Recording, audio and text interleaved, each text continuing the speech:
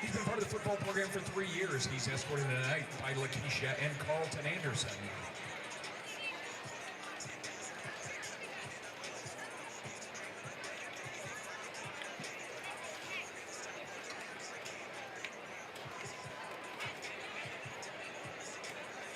Our next senior is Justin Ball. Justin's been part of the football program for 4 years. He's escorted tonight by Larry and Deanne Ball.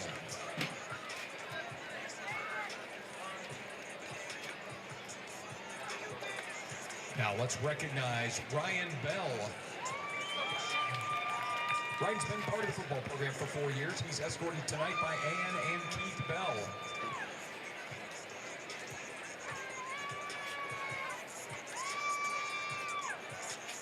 Our next senior from the football program, Ricky Vasio. 4 years in the football program, Ricky is escorted tonight by Ricky and Mary Vasio.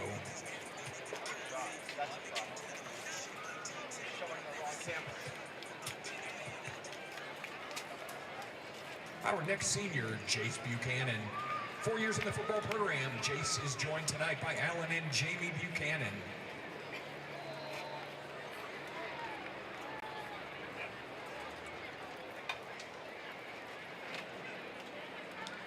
Now let's recognize Michael Chandler.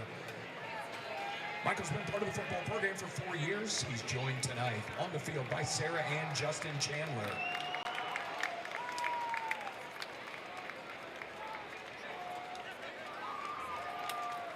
Next up, senior Sean Cummings.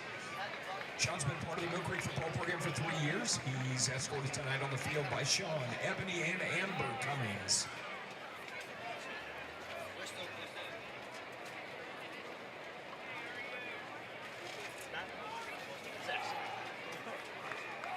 Next senior, Elijah Davis.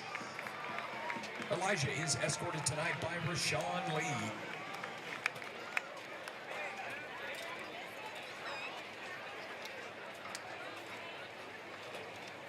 Our next senior, Devon Donaldson. He's joined tonight on the field by Latoya Donaldson. He's been part of the football program for 4 years.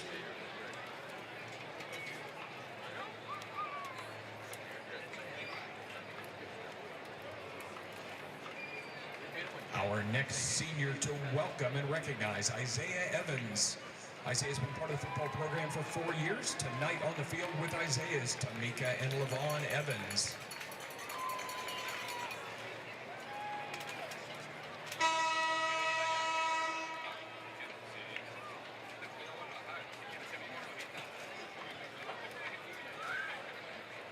Our next senior, Connor Faber. Connor's been part of the football program for 4 years. With Connor tonight is Dennis, Kelly, Carson, Carter, and Ryder Faber.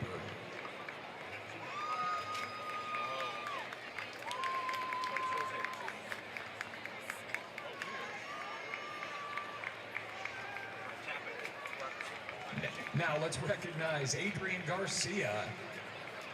Adrian is escorted tonight by Yosiva and Henry Garcia.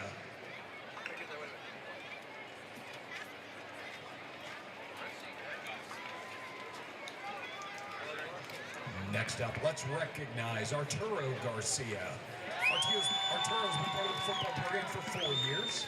With Arturo tonight, Alicia, Jose, Alfonso, and Andrea Garcia.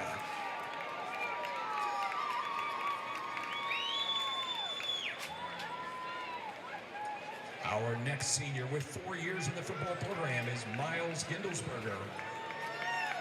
Miles is escorted tonight by Mitch, Melissa, Mason, and Merritt Gindelsberger.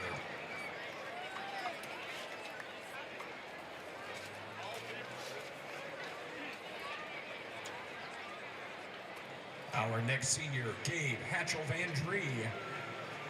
Gabe's been part of the football program for 4 years. He's escorted tonight by Desiree Hatchell and Paul Van Dree.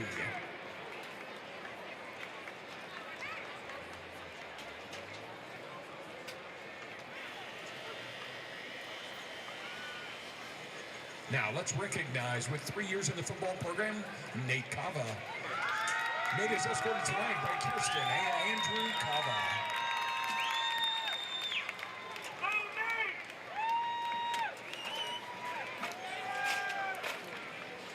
Now let's recognize Gavin Knott. Gavin's been part of the football program for 4 years. He's escorted by Eric and Michelle Knott.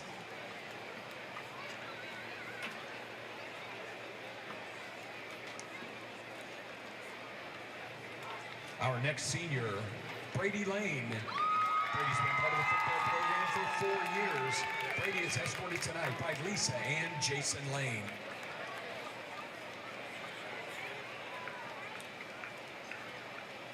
Our next senior, Jayshawn Lee Harper with 4 years in the football program. D'Angela and Lisa Lee Harper are with Jayshawn tonight.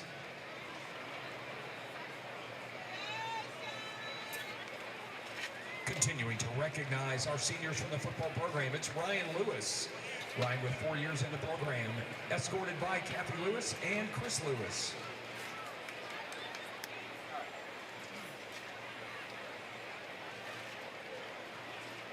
Now let's welcome to the field Luke Metz. Luke's been part of the program for 4 years. With Luke tonight, Joel and Delbert Metz.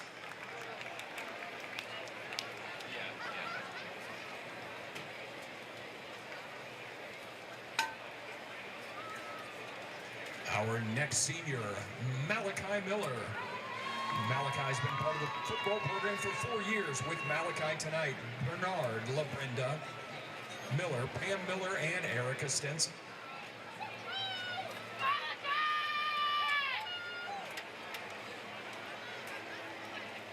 Continuing with seniors from our football program, it's Will Miller.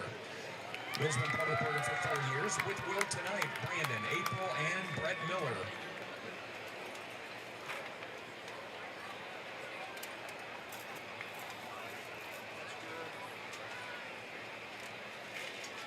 Our next senior, Deontris Mize Jr. With Deontris tonight, Shona and Desmond Jones.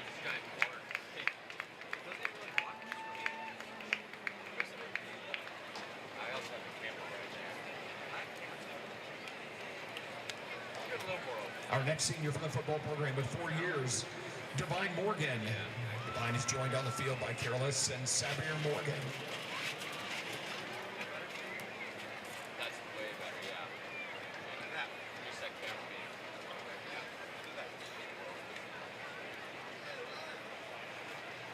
Now let's welcome Jax Murphy. Jax has been part of the football program for 4 years. With Jax tonight, Johnny, Angel, Leah, Tyson Murphy, Maya Jax, and Eva Barr.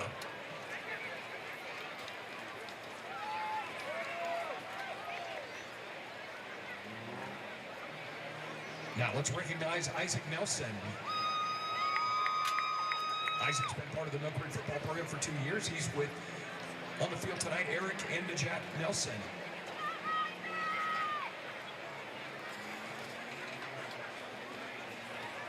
Our senior to welcome to the field, Caden Nunn. 4 years in the football program. Caden is escorted by Jason and Monica Nunn.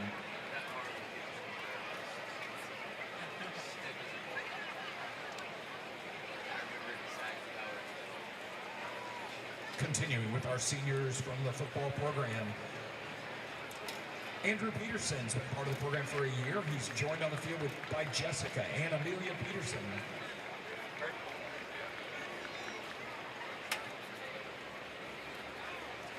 Our next senior, Logan Phillips. Logan has been part of the football program for 3 years. Escorting Logan tonight, Kim and Marcus Phillips.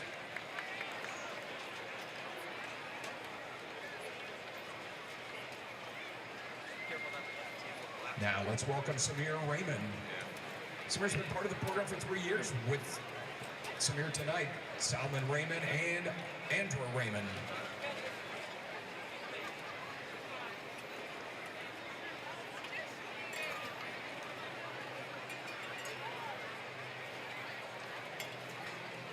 Now let's welcome Juliana Shanks. Giuliano's been joined on the field tonight by Angie and Josh Shanks, and he's been part of the football program for 4 years.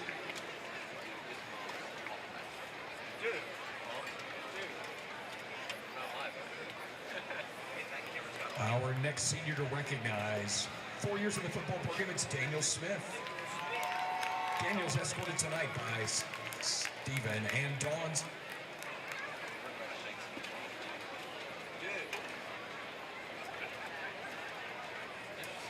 Now let's recognize Shane Throgmorton. Shane's been part of the football program for 4 years. He's escorted by Julie and Scott McKenzie and Rex and Kay Blue.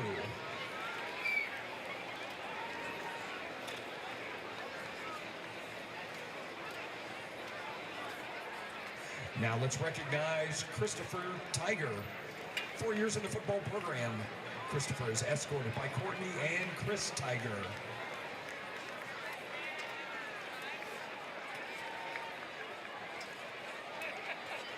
Our next senior from the football program, Samuel Velez.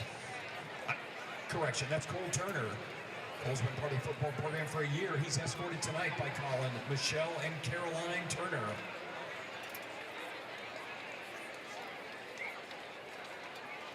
Now let's recognize Samuel Velez. Samuel's been part of the program for 2 years. With Samuel tonight, Mary Medina Pereira.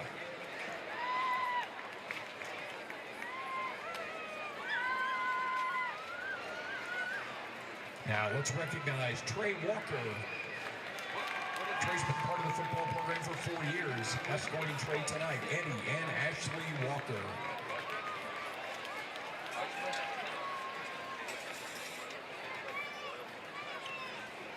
The first manager from our football program to recognize is Layla Matthew. Layla's been manager for 2 years. She's escorted tonight by Natasha Ann Hughes Matthew.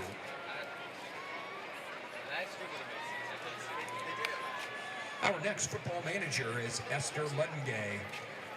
She's been a football manager for a year. She's escorted by Sandra Cox and Priscilla Ludengay.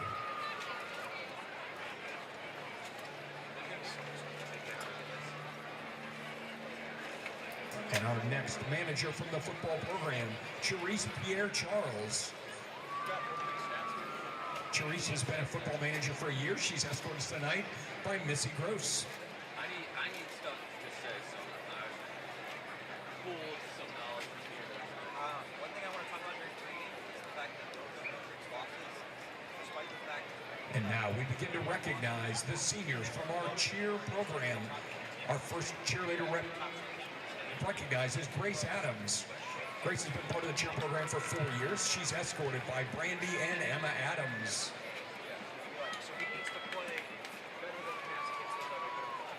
Now let's recognize Anna Grace Bell.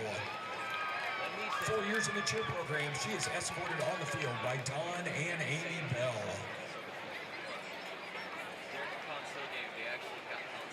Our next senior from the cheer program, Aubrey Boughton. Aubrey's been part of the cheer program for 3 years. She's escorted by Roland and Jasmine Boughton. Continuing to recognize our seniors, Isabella Bryant from the cheer program, 4 years as part of it. She's escorted by Melissa Bryant and Mark Bryant.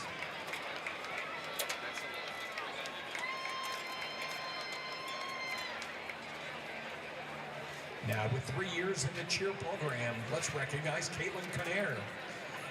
Caitlin's escorted tonight by Daniel and Patricia Conair.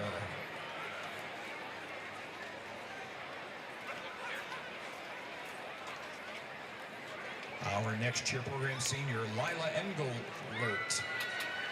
4 years as part of the program. Lila is escorted by John and Jamie Engelert.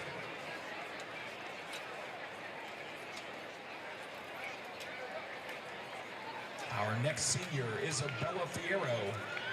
Isabella's been part of the cheer program for 4 years. She's escorted tonight by Tina Fierro and James McDaniel. Now let's recognize Emma Gasly. Emma's been part of the cheer program for 3 years. With Emma tonight, Ryan, Jennifer, Ava, and Dawson Gasly.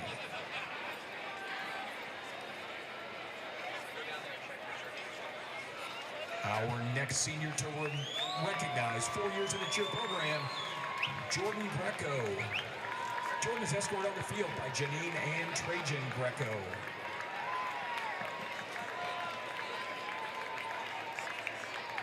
Now let's welcome to the middle of the field as we recognize Elizabeth Johnson, 4 years in the program. Elizabeth is escorted by Sean, Jacqueline, Daniel, Elijah, Josh, and Rebecca Johnson.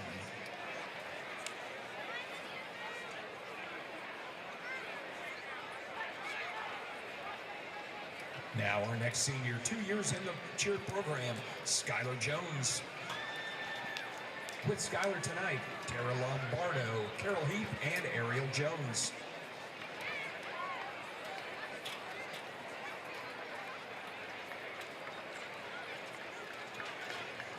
Our next senior, 4 years in the program, Madison Kelly.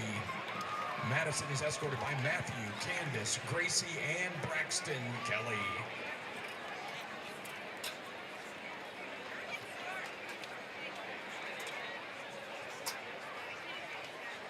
Now let's recognize Kirsten Lewis. Kirsten's been part of the cheer program for 3 years. She's escorted by Gary and Samantha Lewis.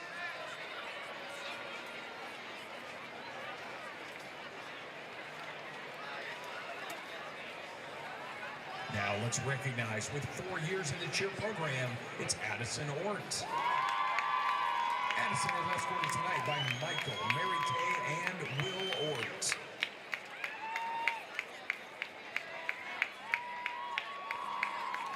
Our next senior, with 4 years as part of the cheer program, it's Destiny Pelham.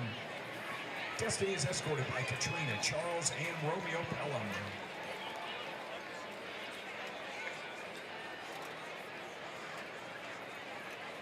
Let's continue our recognition with Claire Rodriguez. Claire's been part of the cheer program for 4 years. She's joined on the field by Lester and Sonia Rodriguez.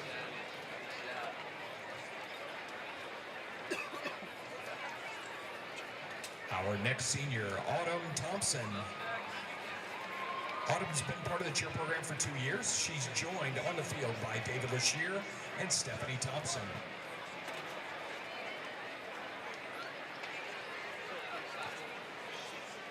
Our next senior to recognize, who's been a year as part of the cheer program and as Harvey, it's Brendan Williams. Brendan is joined on the field by Jared and Bree Williams.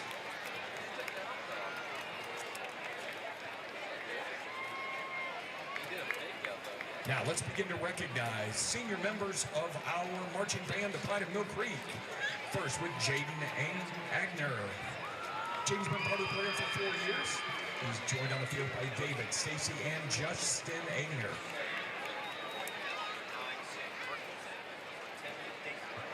The next senior, London Baker. London's been part of the program for 3 years. Escorted tonight by Jacqueline and Lee Baker.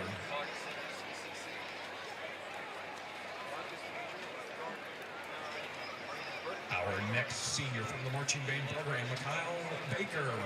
4 years in the program, Mikhail is joined by Michael Baker, Dementia Scott, and Tamir Edward.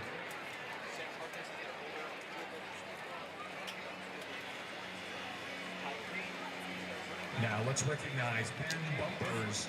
Ben has been part of the marching band for 4 years. He's escorted by Tracy and Flory Bumpers.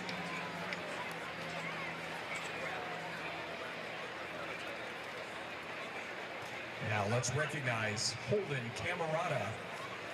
Holden's been part of the program for 4 years. He's escorted tonight by Hillary, Mike, and Jack Camerata, who is accepting the medal for Holden, who's away competing in cross country. Now let's recognize our next senior, Addison Campbell. Addison's been part of the marching band program for 3 years. He's escorted tonight by Alex, Renee, and Hunter Campbell.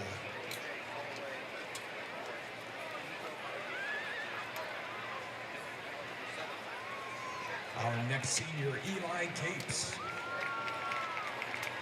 Eli's been part of the marching band program for 4 years. He's joined on the field tonight by Brian, Karen, and Jonathan Capes.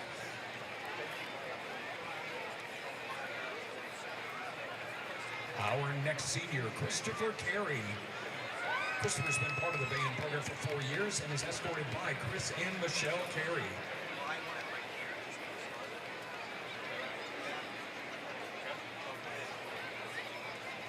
Continuing with our band senior recognition, 4 years in the program, it's Garrett Davis. Garrett's escorted tonight by Megan and Jeff Davis.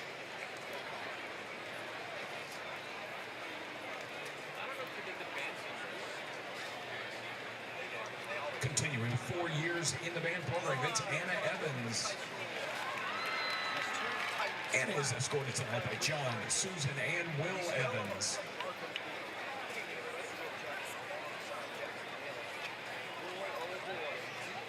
Now let's welcome to midfield Taylor Figures. Taylor's been part of the program for 4 years, joined at midfield by Jacinta, Alex, and Jacobs. Figures.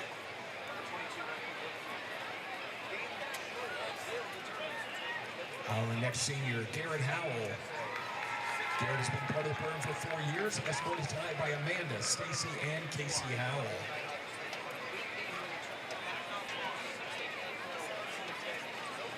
Our next senior, Azur Jimenez. Azur's been part of the marching band program for 4 years. With Azur tonight, Jay, Emily, and Julie Jimenez. They need to utilize Milford's weaknesses. They got to take advantage of it. Now our next senior, Gabrielle Catterley.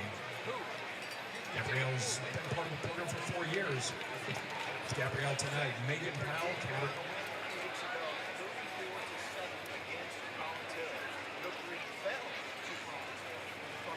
Our next senior, Caleb Lightsey.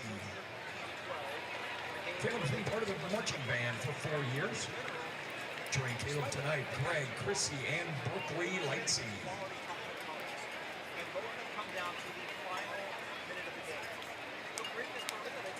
Our next senior, Christopher Lopez. Christopher's been part of the program for 4 years.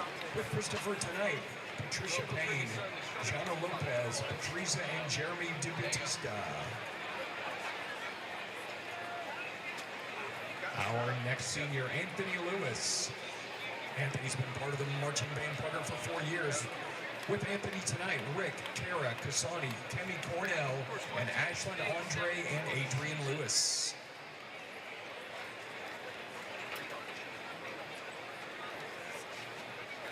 Our next senior to recognize, Sam McDonald. Sam has been part of the program for 4 years. With Sam tonight, Nixon, Erica, and Zach McDougall.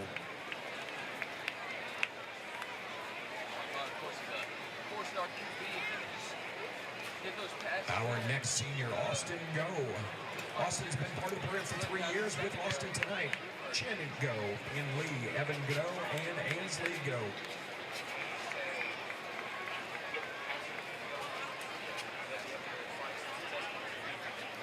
Now let's continue to recognize our seniors from the marching band program with Carla Ruiz.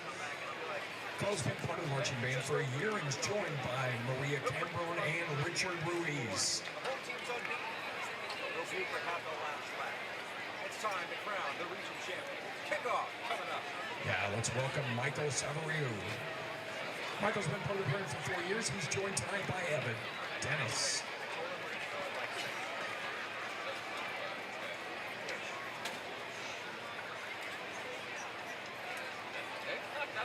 Our next senior to recognize with 4 years in the program is Matthew Scarpetti. Matthew's been part of the program again for 4 years, and he's joined tonight by Mark and Penny Scarpati.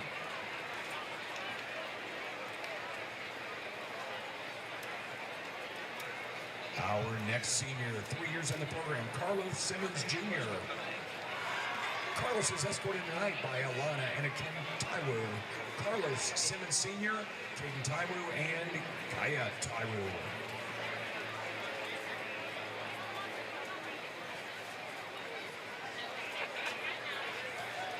Let's recognize Jaden Smith. Jaden's been part of the marching band program for 4 years. Jaden is escorted tonight by Kimberly, Jamie, and Camden Smith, and Olga Kolowski.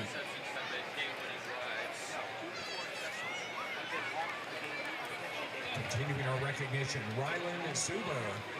Ryland's been part of the marching band for 4 years. Ryland is escorted by Jason, Brandy, and Corbin Suber.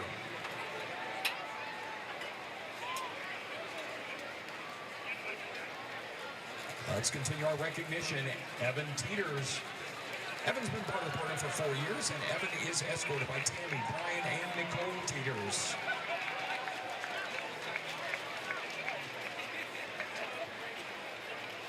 Our next marching band program senior, Bryce Trenbeef.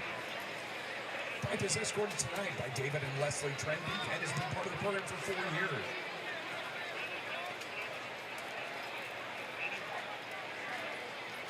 Now let's recognize Caitlin Tuffy.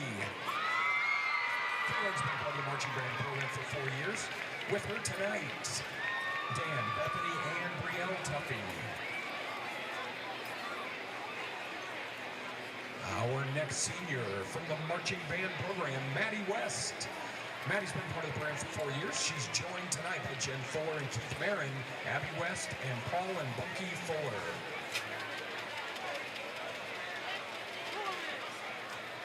Now, as we continue to recognize our seniors, these are members of the color guard with 4 years as part of the program. It's Emma Neville. Emma is escorted tonight by Christina Neville. The next senior member of our color guard, 4 years on the color guard, it's Madeline Rodriguez. Madeline is escorted tonight by Carrie Sanchez Rodriguez, Victorina Vasquez Rodriguez, and Victorino Rodriguez. Now let's recognize Alyssa Settles.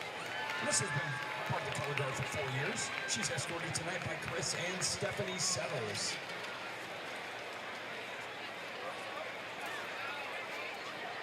Our next senior, Imogene Thornlow. Imogene's been part of the color guard for 4 years. With Imogene tonight, it's Emma, Charlotte, and Olivia Thornlow. Now let's recognize senior Maya Tice. 4 years in the color guard program, Maya is joined by Leander, Susan, and Joshua Tice. Our next senior from the color guard program, 3 years as part of the program, it's Max Yu. Max is joined tonight by Jing Yu. Now, ladies and gentlemen, thank you for joining us in recognizing your seniors from the football, marching band, and color guard programs.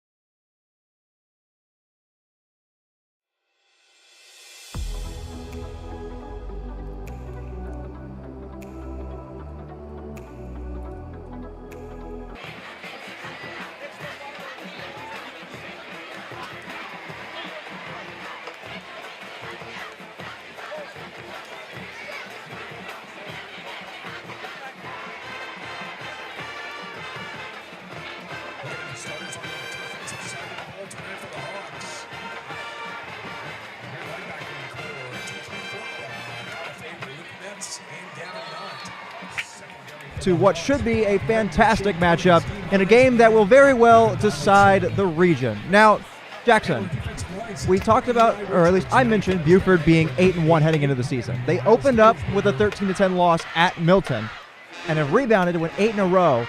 What have you seen from this team that has just been so good, that has allowed them to be just so dominant? Of course, they're top 3 in the state right now. Incredible offense. Iron ball defense. Take us to they're not getting right through. Many teams have struggled to break through their defense, and their offense is overpowered. Absolutely. They have been very dominant. And you mentioned blowing people out. They destroyed Collins Hill just a few weeks ago, 34-7 at home, who at the time, Collins Hill was ranked number 6 in the state. Mill Creek, on the other hand, like we mentioned, they come in 7-2, ranked number 22 in the state. They've had a lot of great games, a lot of great blowout wins against lesser opponents, but they've played North Gwinnett and Collins Hill so far this season, both top 10 ranked opponents, and they were able to compete with them, but ultimately they fell a little bit short and just could not get the job done.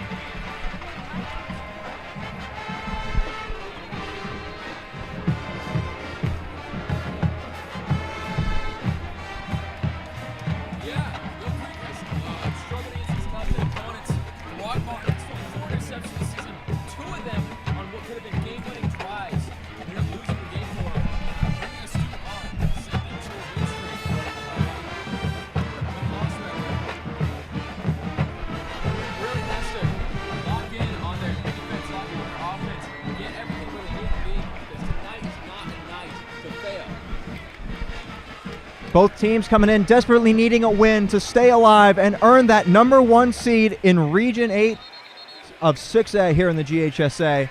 It should be a fun one. These two teams met just over a year ago. Mill Creek got the first laugh, 31-24. Buford looking to come in here and pull off what would be a monstrous win. It should be a fun one. It's going to be a close one. Kickoff coming up next here on the Mill Creek Network. We'll be right back.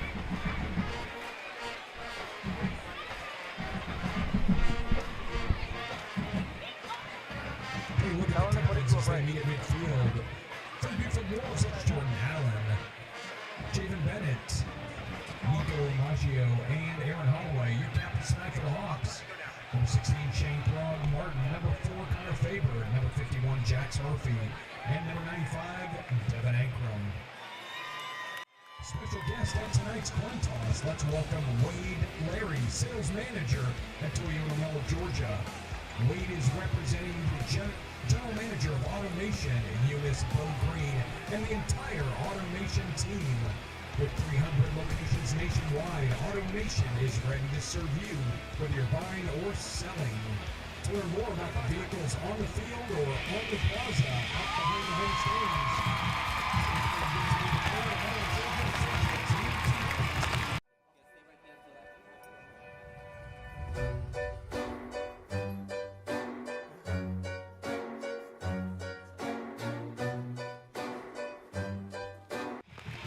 You guys missed all that. Huh? Are we live? Are we on the air? Alrighty. Mic check, mic check.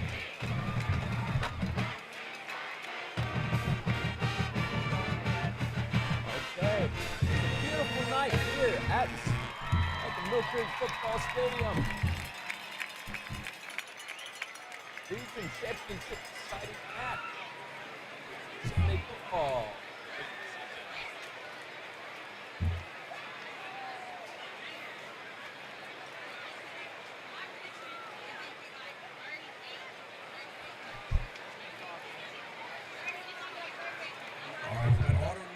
Coin We're getting toss. ready The Hawks are going to receive the opening kickoff to start tonight's game. run for their back. And a big shout out to Automation and the entire Automation team. Thank you for supporting Mill Creek football. Again, don't forget to stop by and visit with them on the plaza. Cars that have been or 300 locations nationwide. Marching band's going loud and stuff on both sides.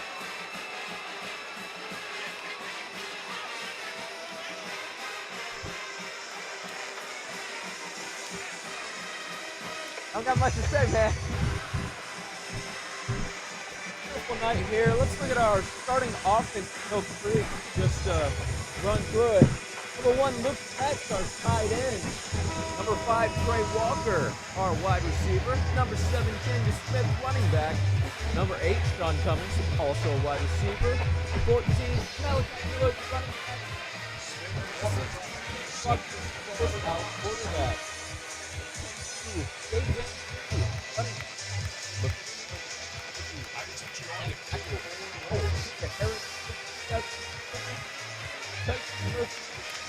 right tackle.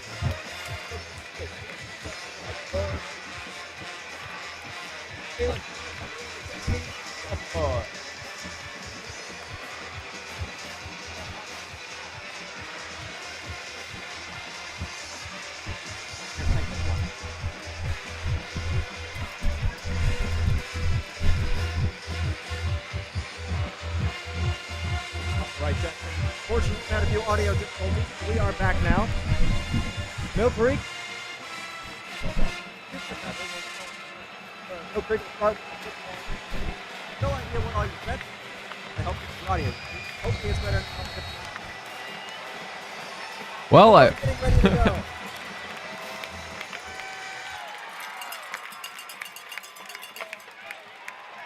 Underway. Walker puts the spin on. Walker. Baseball card. What?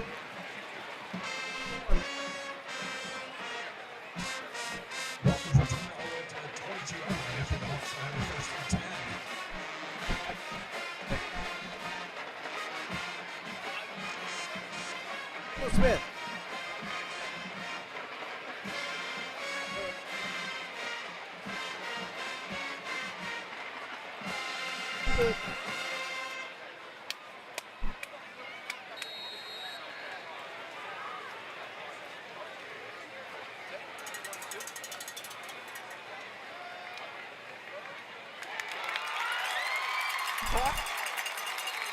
Hey, Walker. It's a gain of 12, and that's a first down. Hawks brought to Van Middlesbrough.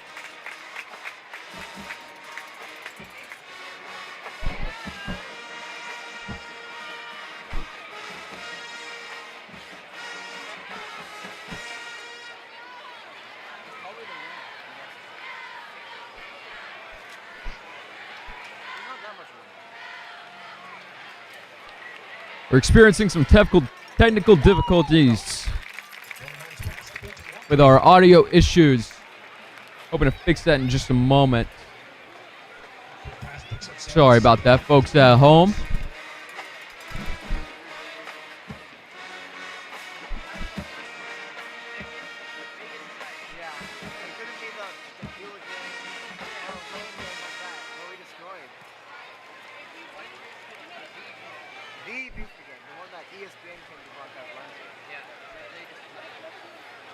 They decided Milton, or no, Carrollton, I think it was Carrollton this year.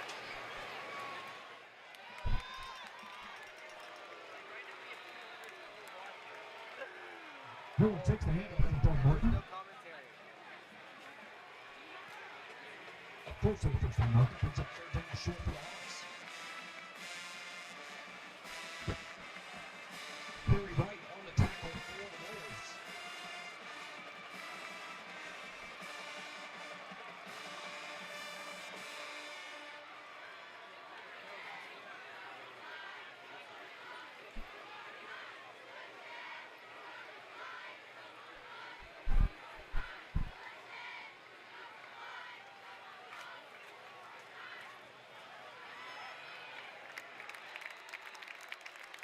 Buford offense stopped just shy. Smith on the carry. Eric Holloway makes the tackle. I think it's a delay. Maybe it's a delay to the screen.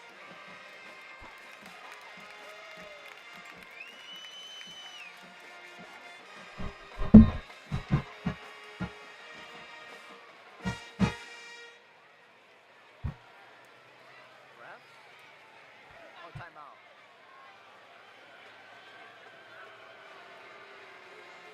It's right at the marker. And let's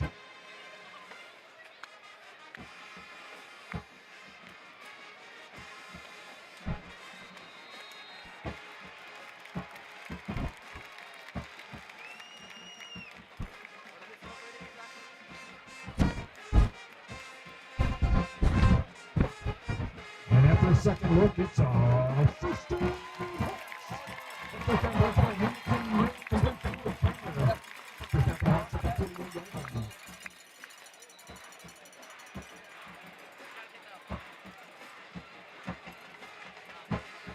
Why is the Buford band so loud and out of the comment?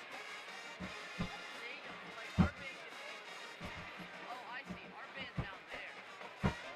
They got moved. Oh, they got moved. But I still don't hear them.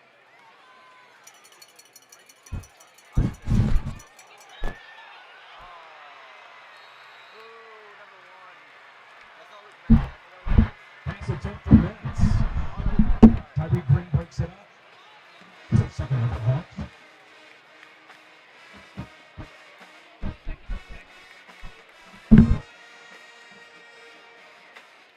Oh, that's smart actually. Never mind.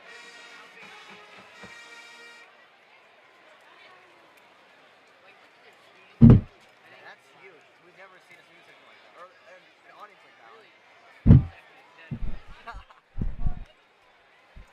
Hey. All right. Well, we should be back now. Apologies, folks. Opening drive here for Mill Creek.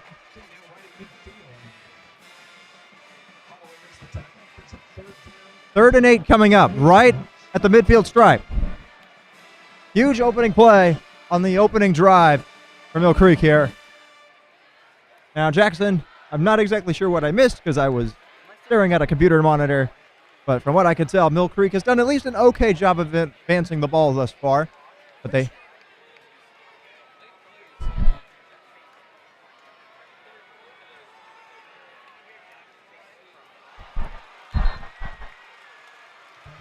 attempt for Hamilton. Scott on the coverage. Pass on the coverage up front for the Hawks.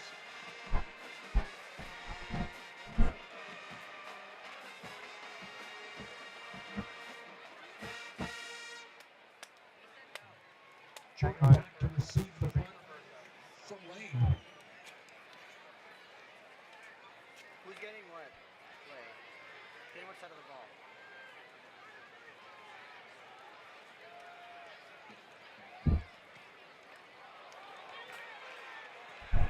Mill Creek forced a punt on the opening drive.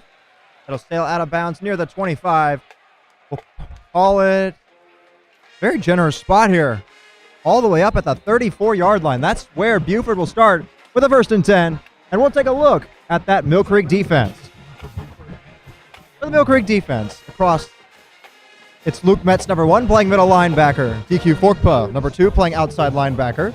As well as Devine Morgan, number 3. Connor Favors stands next to Luke Metz, another middle linebacker. Sean Cummings, free safety, roaming deep in the middle of the field. Number 8. Jay-Sean Lee Harper off the defensive line. Number 9. Gavin Knott, number 10, another outside linebacker. Finally wrapping up in the secondary, Carson Herder, number 20. Jaden Barnes, number 27. And then Eli Richards and Devin Ankrum across the defensive line. Raiola stands 1st and 10. Raiola gives to Baker. And Mill Creek's defensive line is all over that one. No gain on the play. Swarmed by the Hawks defensive line. No gain on the play. It's a second down and 10 for the Wolves. Maybe they need to alternate the match.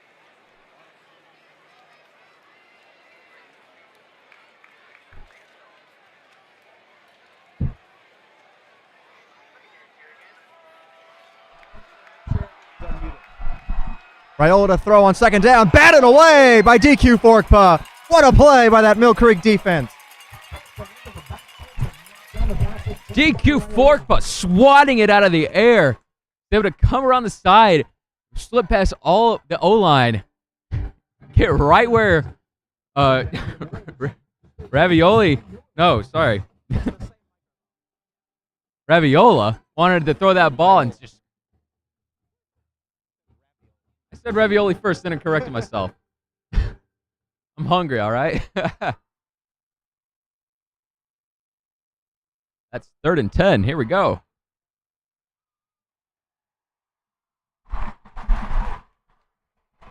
Baker wrapped up right away. Mill Creek's defense forces a 3 and out. Great start to this game. Already seen a bunch of strong defense on both sides.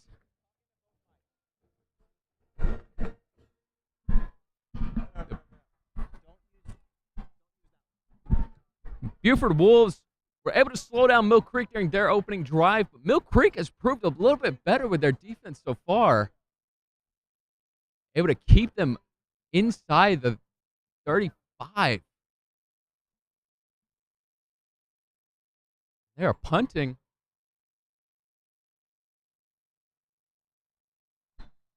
Mill Creek will take it at the 42 or 43. Even more generous than the punt that the Mill Creek Hawks gave the Wolves last drive.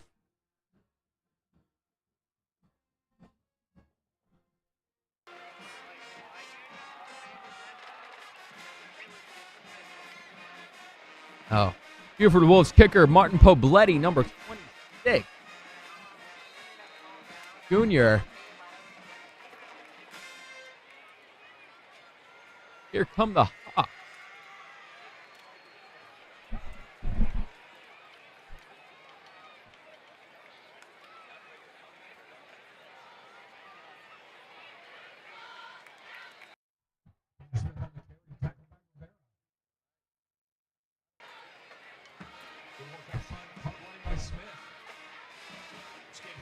Second down, second for the Hawks.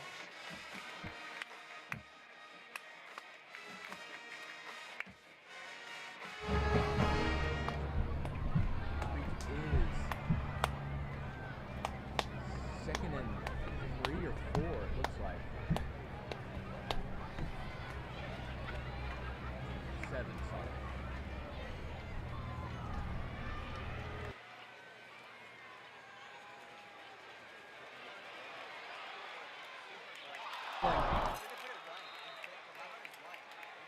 Walker tried to keep talking. Quite still.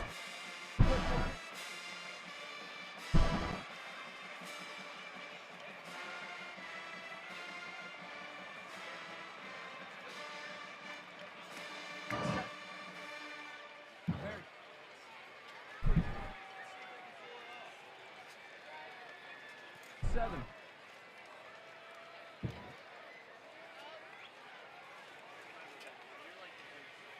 Oh, ready? Count 2. That's me. Same law. You're like the Zoom guy. No, right now. Right now I'm actually just playing. I think you're. I'm supposed to be a Zoom guy. Yeah. Zoom guy, but like, he was said alternator. I'm just guessing technical difficulties.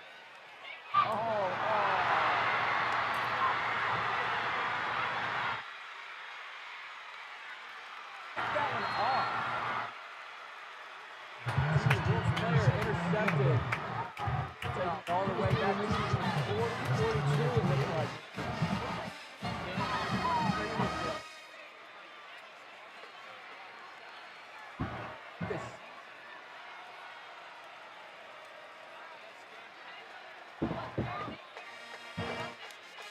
Quarter jitters for Hawks.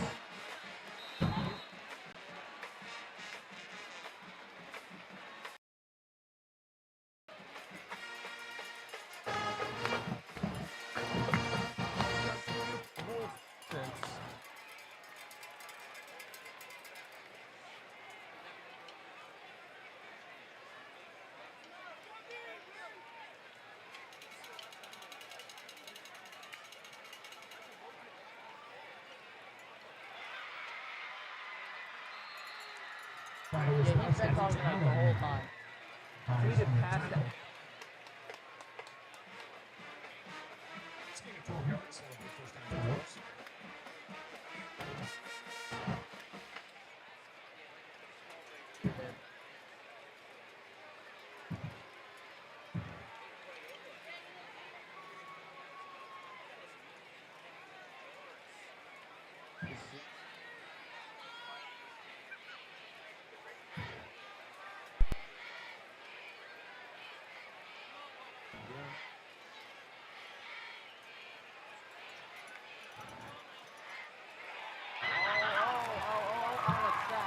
Raiola sacked. Mill Creek defense able to slip right past the Wolf offense. Nearly slipped out of them. There he was. A safety That was 7 yards. I know.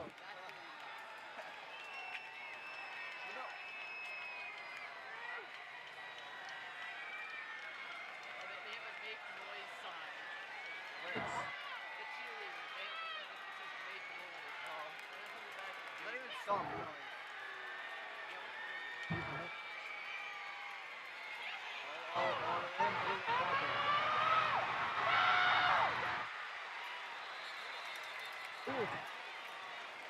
Number 7.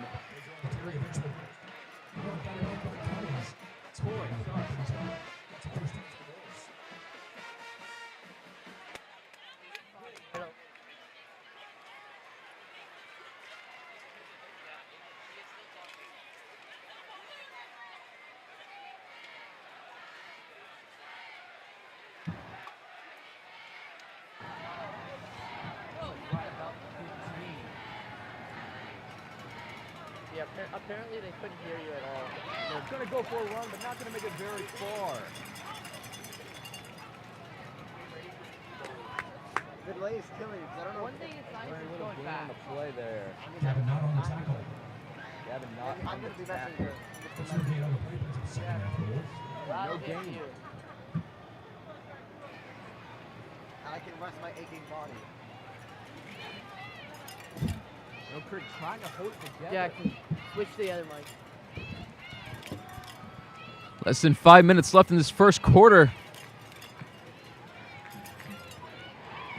They're going to run the ball, not able to get very far. Looks like Mill Creek is being put into a little bit of a crunch, but they are responding to the pressure very well, able to keep their eye on the ball and make sure that the running backs are not able to get much space. That's going to be like 3rd and 8.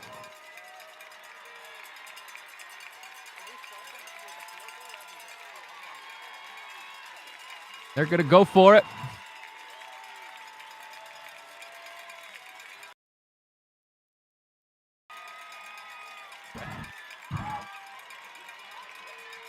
Third and 10 for Raiola. Looking to throw. Pressure in his face. Ankrum almost got there, but Raiola takes off, gets around the corner, and he's got a first down. Raiola, he knows how to run when he has to. Didn't see any openings, so he decided to make one himself.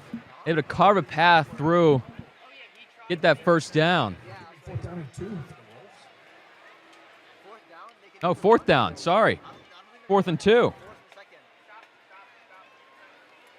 Sure looked like he got there. Very generous spot for Mill Creek. And out comes Martin Publetti to attempt the field goal.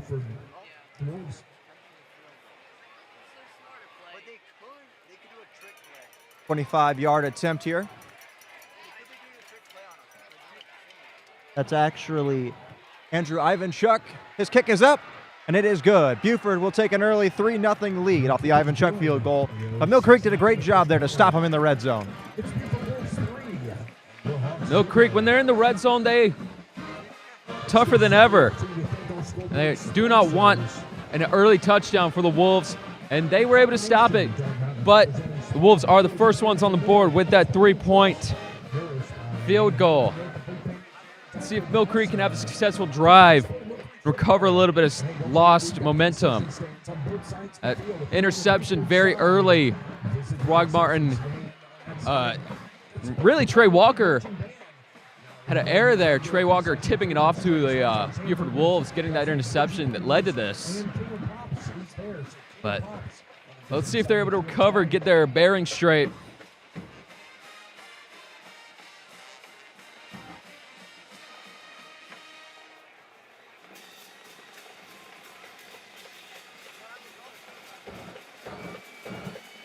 Ivanchuk out there to kick it off once again.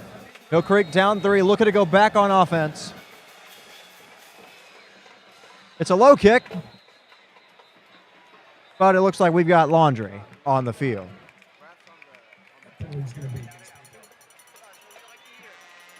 Penalty against Buford, and that'll give us a chance to talk about our star players to watch tonight. We're going to take a look at Ty Green, Dayton Raiola, Jax Murphy, and Luke Metz.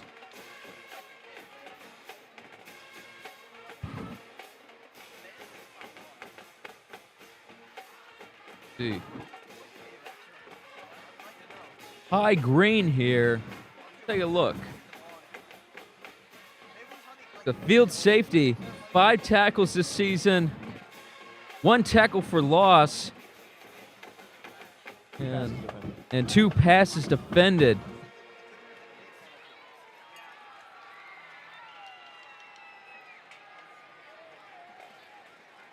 Green is a 4-star with 35 D1 offers. From Mill Creek, of course, you've got Luke Metz, the Alabama commit, has had a great season. Metz has over 60 tackles, 9 of them for loss, and 4 sacks, having a great year up to this point. And he's been a big reason as why Mill Creek has done a great job of stuffing the run. They've had a really good run defense, but their pass defense, you and I've talked about it before, has had a little bit of room for improvement. Absolutely. That secondary really struggles against especially these top 10 teams. But we'd like to see some improvement tonight. Get where we need to be.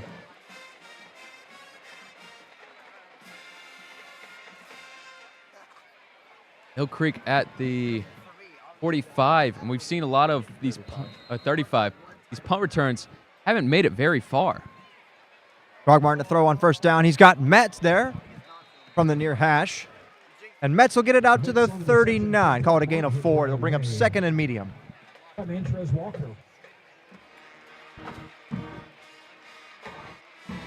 Metz, like you said, has had a great season so far.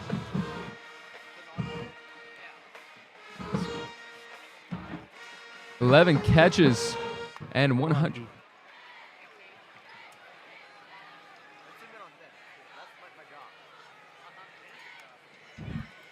Second down. Throgmorton gives to Smith, and Smith is quickly wrapped up and taken down. That's Bryce Perrywright, one of the star defensive linemen for this Buford squad, making the tackle. Buford defense is something to be proud of if you are head coach Bryant Appling. Each game that we've seen that they do not allow many points in. The only problem is Mill Creek's defense is pretty good too. So we could be looking at a low-score game like we were with the Collins Hill game just 2 weeks ago with Mill Creek. Absolutely. Unfortunately, still having some audio issues plaguing us, but we'll work on that as we go along. Throgmorton looking to work something downfield. He's taken down by A.J. Holloway back behind the line of scrimmage near the 37, but we do have a flag down, and we'll check on that. Call is holding against Mill Creek. Likely decline. Great pressure there by that Buford front 7. Absolutely.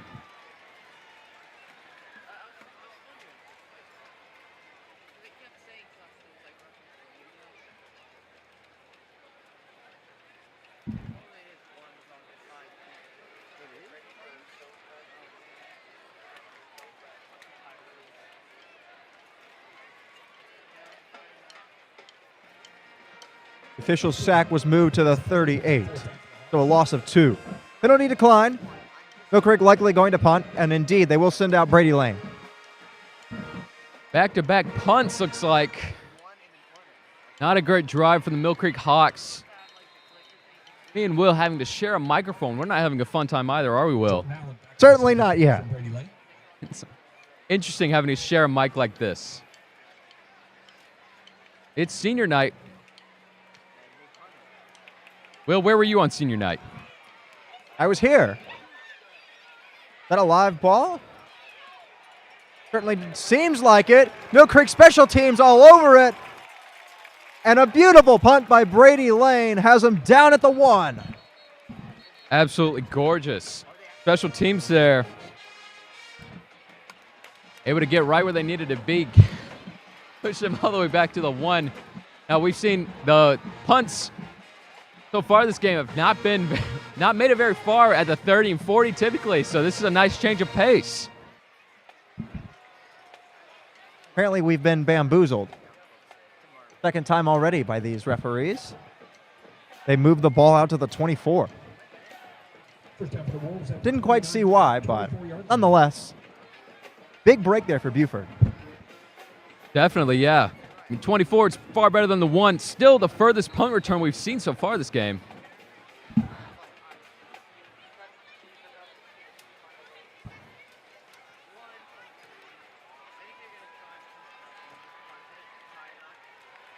Raiola on first down. Bradley, the tight end to the near side, will give that up the middle, and once again, quickly wrapped up. Mill Creek's defensive line all over that. Devin Ankrum, the first one there.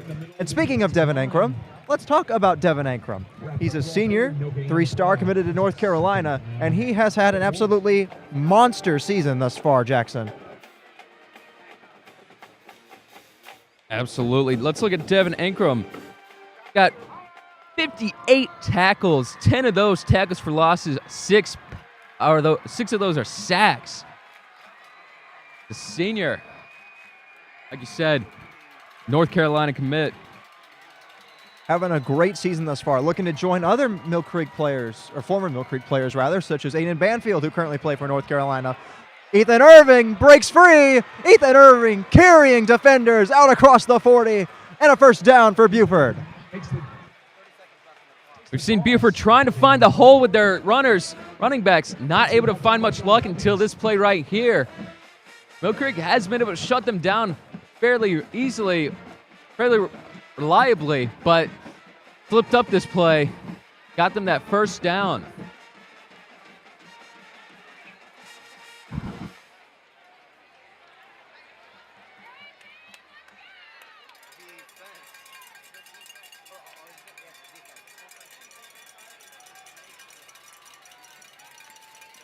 First and 10, Raiola takes to Irving, throws it, but it's low and incomplete, intended for Jordan Allen there. Second and 10. We haven't seen very much passing from Raiola today, opting more for runs, but later in the day, haven't seen many passes from Raiola, and of course not successful this time around. See if they can shape it up. 9 seconds left, and what's been a very quick first quarter for me, considering I haven't actually gotten to watch much of it. But nonetheless, Mill Creek definitely thankful to be only down 3 with 9 to go in the first. Second and 10, Raiola has pressure coming around the edge, escapes. Raiola takes off, making moves with a stiff arm. Raiola and a first down, and that will end the first quarter. Highlight play by that junior Nebraska.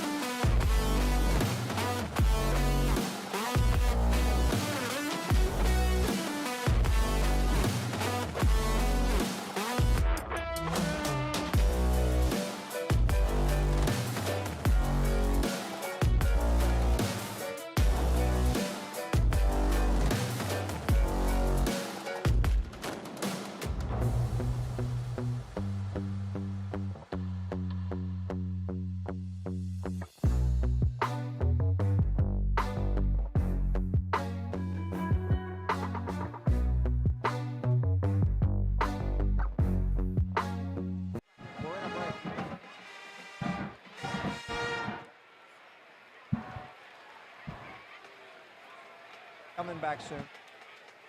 Now, ladies and gentlemen, if you direct your attention to the 30-yard line at Fieldhouse End, with a very special presentation on the field, Principal Jason Lane, Athletic Director Travis Tecco, Coach Josh Lovelady, Coach Paul Pierce, Coach Doug Jones, and his wife Tracy, his daughter Danielle, and her husband Jonathan, and his son Bo with Cal Black. Tonight, Mill Creek High School has the privilege of honoring Coach Doug Jones for his 21 years of service to Mill Creek's football and baseball programs. But first, we want to say a special thank you to Tracy, Danielle, and Bo for the sacrifices you've made to allow your husband and father. Welcome back to the start of the second quarter here in the season finale of the Mill Creek Network's presentation of Friday Night Football. Will Jackson alongside Jackson Daly, and Buford leads 3-0 after one. So far, it's been a pretty strong defensive performance from both teams, but Mill Creek's pass defense has already been a little shaky. There's been a couple big plays, and Dayton Raiola has been efficient with his legs. Very much so. Very reminiscent of his brother Dylan, just able to run that ball himself when he has to, slip past the defense. And he got that first down that we saw right at the end of the first quarter. But we also had a penalty against the Wolves.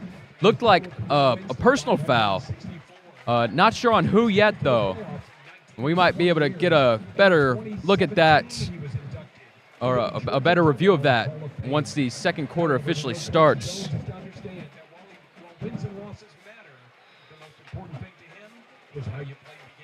Buford does retain the first down that they earned at the end of the first quarter, but it'll be first down at their own 45 rather than in Mill Creek territory. Now's a great time. We could go ahead and discuss the stakes for this game. Coming into today, there's three teams competing for that first seed out of the GHSA 6A Region 8. Mill Creek, Collins Hill, and Buford. What Mill Creek needs tonight, they can get the number one seed out of the region if they win by 7 or more points. A win by less than 7 or an outright loss, to Buford tonight means they'll be the number 3 seed, and they'll go on the road to either play Carrollton or Douglas County. Buford, they're the number 1 seed with a win or a loss by 6 points or less. They're the 2 seed with a Mill Creek win of 7 points or more. And finally, Collins Hill cannot be the 1 seed, Jackson. They can be the 2 seed with a Buford win or loss by less than 6 here tonight. Or Collins Hill will be the 3 seed if Mill Creek wins by 7+. 2 or 3 seeds host a playoff game in the first round, but it is worth noting that there are no playoff games next weekend. It's a makeup week because of the fact that so many games were canceled due to Hurricane Helene. This is a big deal for the Hawks. Like you said, it was Carrollton and Douglas County would be, either one of those would be the team that Buford or that Mill Creek would play during their first playoff game. And that would be an away game for the Hawks. Far distance against a top 10 school, correct? No matter who wins tonight between the two. So Mill Creek really going to be needing a win tonight, and they would very much like to be that number 1 seed in the region. All right, well, we are ready to roll here with the second quarter. Dayton Raiola leads the offense back up with a 1st and 10.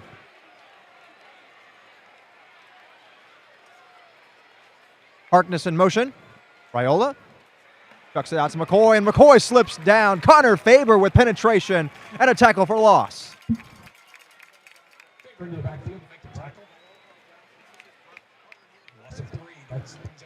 McCoy not able to get that ball where they need it. We've seen a trend here with the running backs not just slipping before they can get where they need to go and being downed by the Mill Creek defense. Second down and 13. Ball on the Buford 42-yard line. Justin Baker checks into the backfield next to Raiola. Raiola will give to Baker. Baker turns upfield. Baker around the corner. Baker with a gain of about 5 out across the 45 to the 47-yard line before he's tackled by DQ Forkpa. More successful than his teammate McCoy there. Third down and 7. 3rd and 7. Mill Creek's defense desperately needs to get off the field.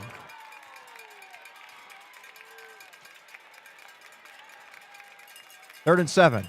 Raiola looking to throw. Gets it out to Allen. Jordan Allen. Allen breaks free. Touchdown, Buford. Jordan Allen, his first of the night.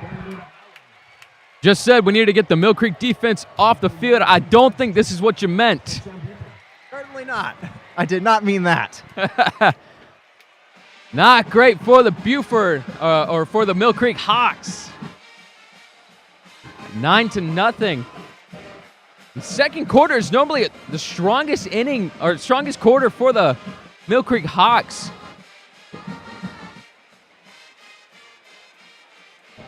That's okay. I'll forgive you for calling it an inning. It was the World Series earlier this week. I've been watching a lot of baseball. You got to forgive me.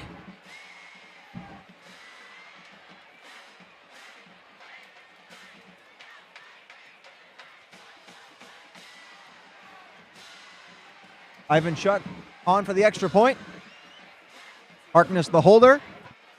Ivan Chuck's extra point is good, and Buford extends their lead to 10. As I was saying, Mill Creek normally has their strongest quarter in the second quarter.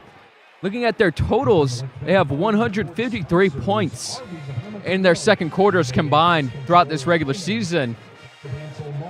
Of course, have 10 minutes and 30 seconds left in the second half, or second quarter of this first half. Mill Creek offense about to go on field. Let's see if they can finally recover some of the lost momentum. 10-0 against the Hawks. Buford Wolves coming in and showing who's boss early in the game. Could be devastating for the Hawks.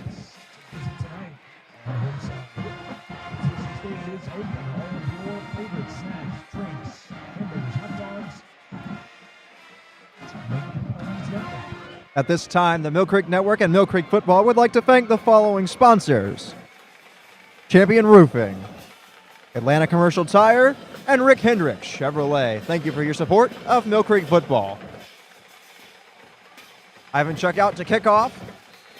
Walker and Smith, the deep men for Mill Creek. Up 10-0. Buford kicks it away. That will sail into the end zone for a touchback, and that is where Throgmorton and the offense will start again at the 20. That was 99. Andrew Ivanikook? I truly don't. We'll call him Andrew Ivan. How about that? 11th grader kicker there. Mill Creek at the 20. Throgmorton really has to get his passes where they want to go.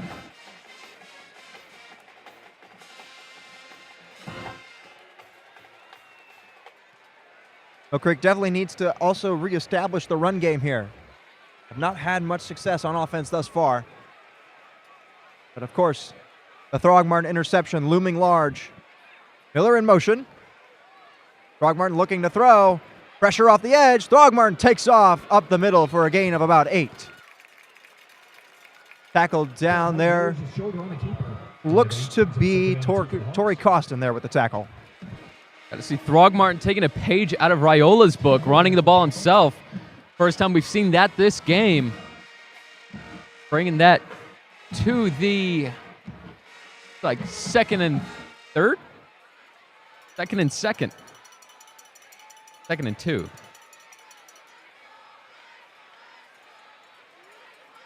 Big run there by Throgmorton. He'll put Miller in motion again, this time to the top of the screen. Throgmorton looking to throw once again. He's got a man. Open is Walker, but he underthrew it, and it's intercepted once again. This time it's Chris Garland with the pick, and Buford once again looking to capitalize. Throgmorton showing a very disappointing performance tonight so far. 2 interceptions within just a couple minutes of each other. That's going to put the Wolves right about at the 40.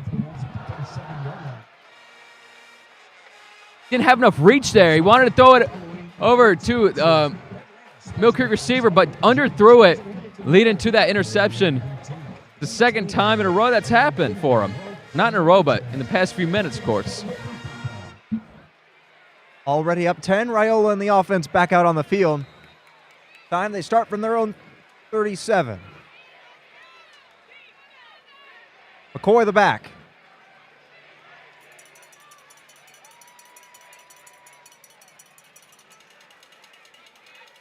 First down, Raiola hands to McCoy, and McCoy is wrapped up and taken down behind the line of scrimmage. Connor Faber there once again.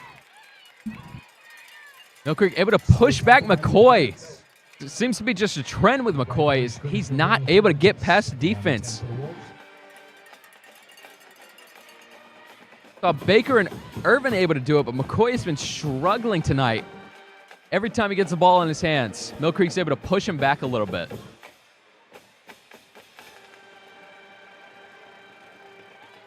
They'll call it no gain, so 2nd and 10 for Raiola in the offense.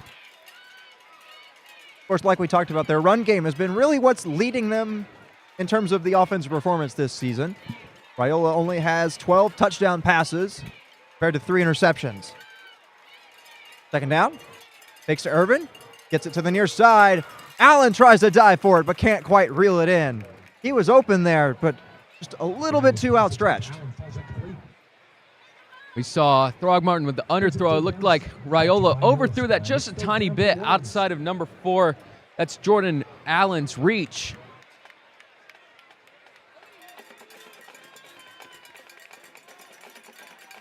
Mill Creek desperately in need of a 3rd down stop. Buford once again facing a 3rd and long. 3 receivers to the near side.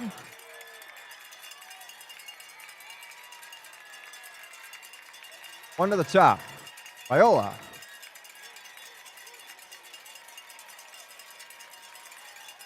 Waiting for the snap. Drops back, looking to throw. Has pressure. Gets out of it. Raiola takes off. Raiola can't get there. DQ Forkpo once again stops him just short of the line to gain. We get to see the split-second reaction time of Raiola. He's able to see that the Hawks are coming in on his left, and there's a good congregation of them.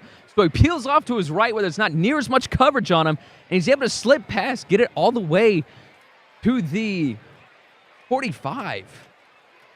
Not to mention, Raiola is a left-handed quarterback, something you don't see all that often. So he was able to actually see the pressure there because he was looking towards that side of the field. So a great read there by Raiola. A little short, however. Ball sits at the 50, and it looks like Buford's going to go here. They quickly get to the line. Raiola with Baker in the backfield. And we've got whistles and a timeout by Buford. And during this timeout, I think it's important to let everybody know that Mill Creek Sports is doing well elsewhere, not just on the football field. Mill Creek Softball yesterday punched their ticket to the Final Four in the state tournament. So congratulations to Mill Creek Softball on their performance this season, and we wish them well in the Final Four. Absolutely. Me and Will, we don't have cameras on us tonight, but we did dress up for senior night. It's a special day. You can trust me, we look good tonight, as do our players for the Mill Creek Hawks. I know, like you said, you can't see us, but I'll just let it be known that he definitely outdid me in terms of the dress performance. Perfectly matched outfit, wearing all black, and very nice. And he's got a Mill Creek themed tie on, so showing school spirit, considering we are on the Mill Creek Network. Funny thing about this tie, I got it when I was working at an antique store. It was a vintage clothing booth that sold this tie, and I saw it and I was like, that is beautiful. I've got to have it. It's got the navy blue, cardinal red, and a nice little golden hint. Well, hey, you found a great use for it. You're wearing it at a Mill Creek game. After the timeout, Publetti on to punt. The high one. And a fair catch signal for at the 25. So the Throgmorton interception turns out to not be too costly. Mill Creek's defense forces the stop, and Mill Creek will go back to work, down 10. Yeah, not a loss of points, but a loss of time for the Hawks. We got to see the Buford Wolves were going to go for it, try to get that first down when they were 4-2, but after that timeout, they decided, let's just punt it, see what happens. Decided to take that because if they had lost that at the 4-2, that would have been Mill Creek at around the 50. Be a lot worse off than Mill Creek over at the 25 now. 1st and 10. Smith next to Throgmorton. 2 receivers to the top of your screen. And we've got flags.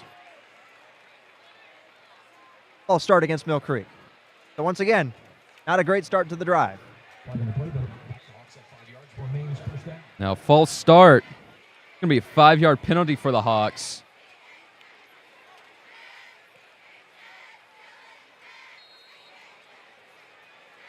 Back now at the 21. 1st and 15.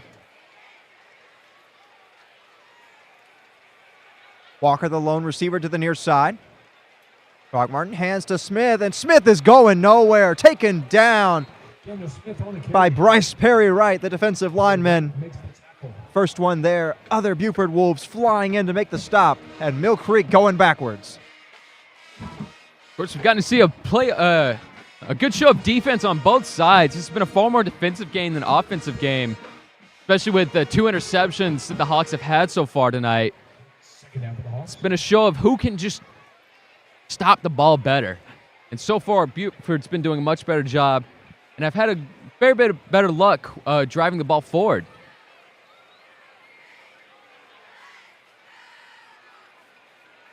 Ball sits at the 17 for 2nd down. Throgmorton looking to throw. Gets it to the far side. That's caught by Sean Cummings. And Sean Cummings near the 1st down. Correction, that's Malachi Miller, but still a great play. Malachi Miller was wide open there. Unfortunately, he had lost all momentum just catching the ball, not able to move very fast, get back on track, but still able to move the ball pretty far forward.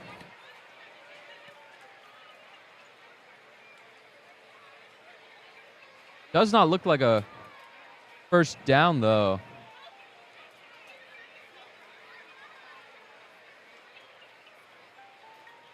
Fact.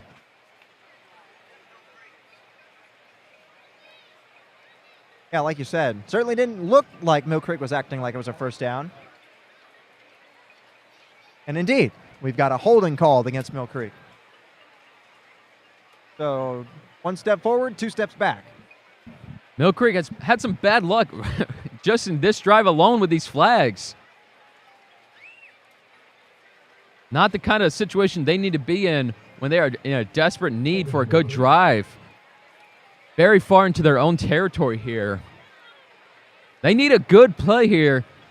Either a great run or a good pass. Get them where they need to be, back in 1st down territory. It is not looking pretty for them.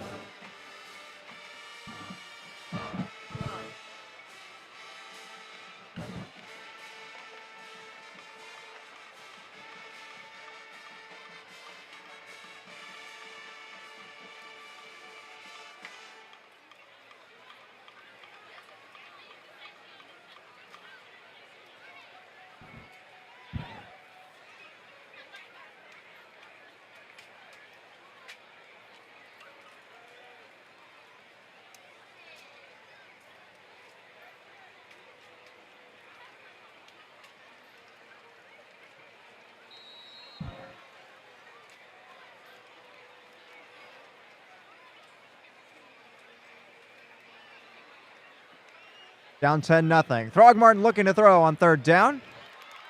Gets it to Devine Morgan, and Devine Morgan has it near the 1st down at the 35. Will they give it to him is the question. No official signal yet.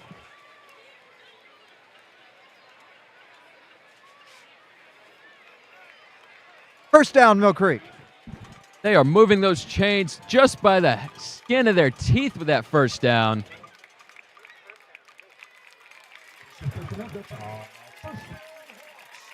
Good job, Hawks, on that one. Very lucky drive. Just barely made it to 1st down territory. But they needed that 1st down.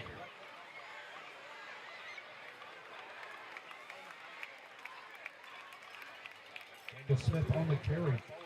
Daniel Smith didn't get much movement there. That drive bringing us right about 2nd and 6.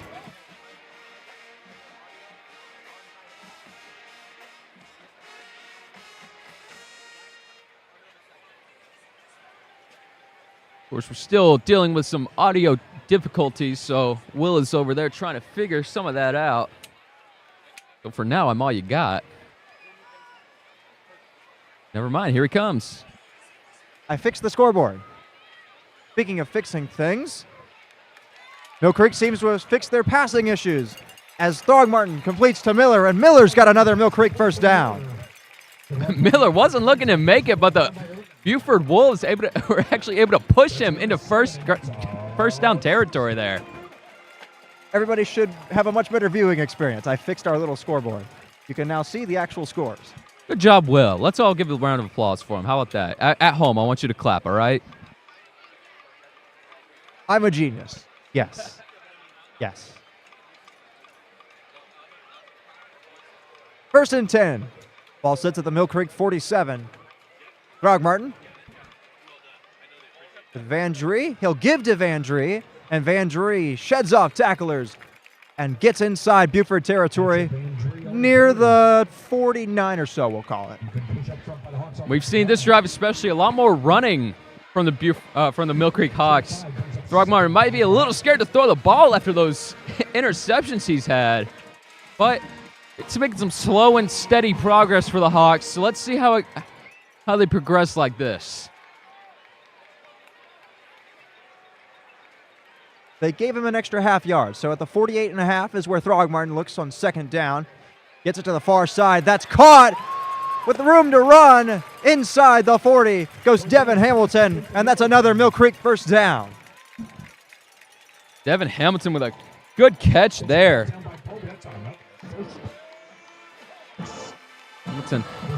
Hamilton has 15 catches this season and 182 yards and 4 touchdowns.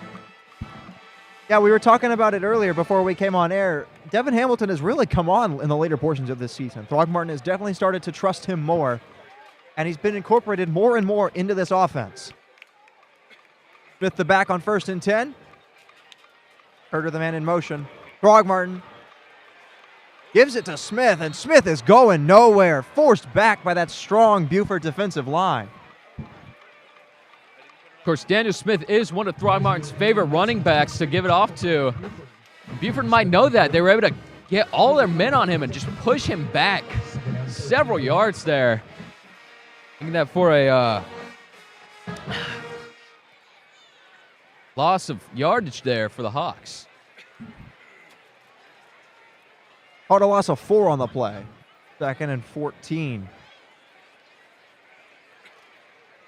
Smith once again the lone back. Trips to the near side. Throgmorton looking to throw. Comeback route. Incomplete. Looking for Sean Cummings there, but he couldn't haul it in as he slipped down. Throgmorton has had very bad luck tonight with his passes.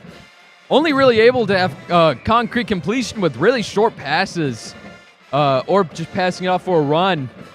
These passes that are trying to make big yardage just have not been succeeding tonight. Huge 3rd down with 3:44 to go in this first half. Miller and Morgan, the near receivers.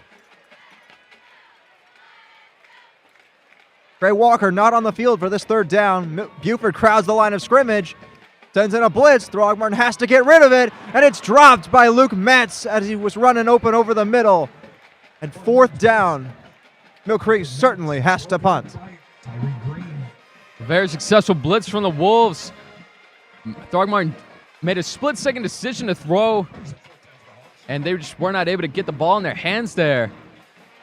Now, as we said earlier, the Hawks only have a 36% 3rd down conversion rate. So 3rd downs are not their strong suit. And here they are at 4th and 14. Only a safe bet to punt the ball at this point. Yep, indeed. They will send out Brady Lane. It was a pretty good drive, in all honesty, for Mill Creek up until that point. They had a couple of nice completions, a couple of nice runs, but just could not capitalize. Unfortunately, we'll have to punt. Fair catch signal to taken in by Allen at the 14-yard line. Make it the 15. That is where Buford will go back on offense. Just under 4 minutes left in this half. And so far, the Buford Wolves are the only ones who have made any progress. With the ball again here at the 15. We could be looking at one, maybe two more drives here this half. Two if we're really lucky. So Buford really has to get their bearings right if they want to make another good drive.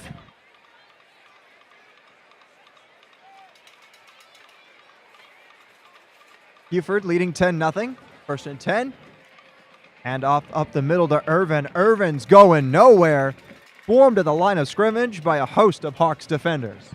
And that's what we've seen tonight. Of course, these defenses are some of the strongest in the state, definitely strongest in the region.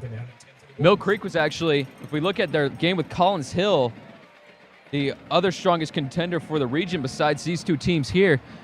They actually, Collins Hill had a -5 rushing yards that game against the Hawks, even though they squeaked out a win with only 1 point. The Mill Creek's defense against runs is definitely one of the strongest out there. Handoff up the middle. Irvin's got a first down. Out across the 25, near the 30. And actually, they'll give him the 31. First and 10 for Buford. And once again, I'm forced to eat my words right after I say them. Letting out a first down like that. Just stop talking. I know, right? Oh, I was kidding. But every time you say something, the commentator curse comes into effect. First and 10 from the 31. Buford driving with just over 2 minutes to go in this first half. Reminder that coming up at the half, the Pride of Mill Creek Marching Band will be putting on their signature performance of the year. Speaking of signature performance, there's something you see all the time. Devin Ankrum in there to blow up that play. All right, now I feel a little less bad now that they proved my point again. Devin Ankrum, super strong kid.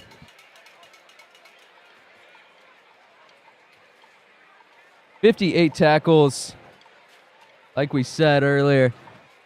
See, 10 of those tackles for loss, 6 of those sacks. Really strong senior there. Of course, he's the 3-star committed to North Carolina, having a great senior season. But they'd like to cap it off with a couple playoff wins and maybe a state championship. Raiola, play action, throws it. That's caught by the tight end. He breaks free. First down by Javen Bennett.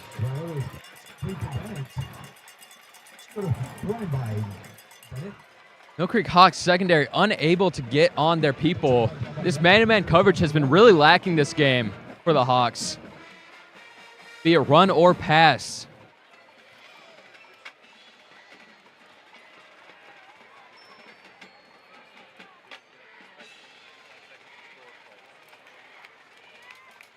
First down after the catch by Bennett. Ball sits at the Buford 44. Raiola looking to throw. That's caught. Short gain there by Harkness. It's Donaldson who made the tackle there. 2nd and 5.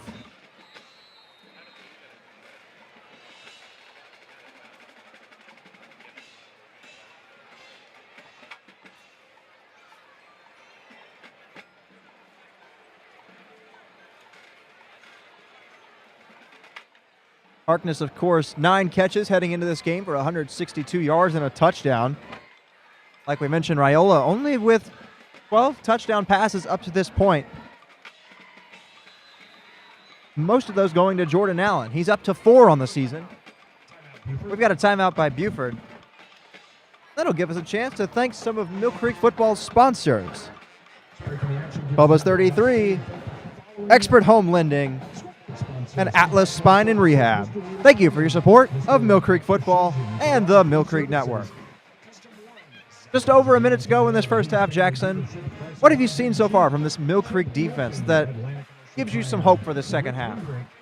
Well, of course, we've seen some great run defense. Of course, there's been several slip-ups, but objectively, they've done a pretty good job holding down Buford Wolves, who are a running team. Like you said, Rayola only has 12 touchdown passes, opting to go for runs more often than not.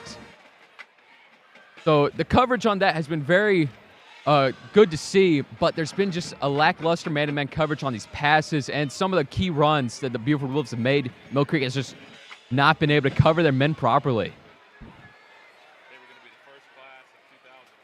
Crucial drive here before the half.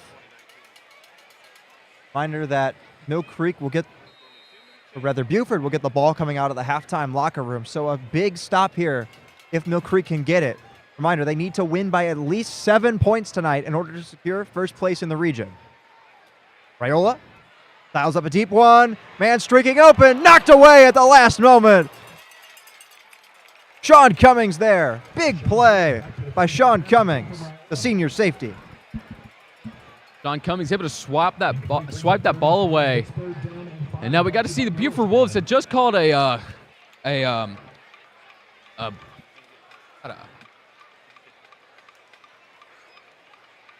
had just called a timeout there. Looked like they were trying to figure out how they can best run this ball with the minute that remains to get into the red zone there before, of course, they get the ball again after the second half. And we got to see that in full action when they went for that long pass there, but they were not successful. It's like Mill Creek is catching on.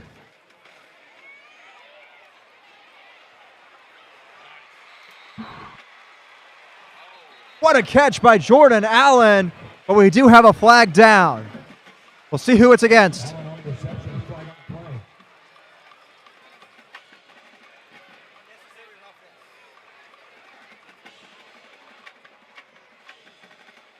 Unnecessary roughness against Mill Creek. Disastrous play on 3rd and 5. Like you said, when Rayola does pass, he most often passes to Jordan Allen, and Jordan Allen was able to get that ball despite Shane Cummings trying to stop him like he was able to last play. Of course, Buford Wolves were trying again with that long pass to get the first down, get close to the red zone. And they were able to succeed this time, and it got even further than they thought they would because of Mill Creek's flag.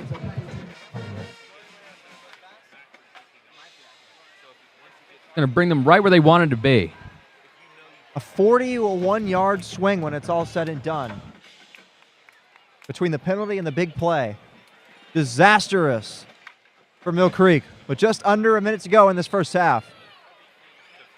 Rayola from the near hash with Baker in the backfield. Puts his tight end Bennett in motion. Rayola scrambling, looking to throw, gets rid of it. Knocked away by D. Mize. Mill Creek showing some better man-to-man coverage this drive with the covering these passes. Rayola definitely needed to get rid of the ball quickly lest he avoid a sack. And unfortunately, he did not pull that off, get it where he wanted it to be with D. Mize blocking that ball there. Still, though, you're looking at a 2nd and 10, really close to the red zone there.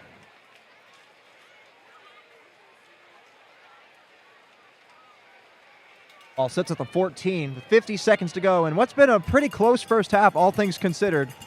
Mill Creek definitely has to be thanking their lucky stars that they are not down more than they are right now. Still very much a game. Rayola looking to throw. Pressure coming up the middle. Rayola evades it, takes off before he's hit just past the line of scrimmage. Looks like Luke Metz there. And another Mill Creek stop. Metz comes up to make the tackle on Rayola. We got to see them pushing Rayola back and forth, trying to get some yardage on that one. Rayola, of course, decided to run himself after seeing there was no open receivers for him. It's like we have another timeout. Buford takes their 3rd and final timeout of the half.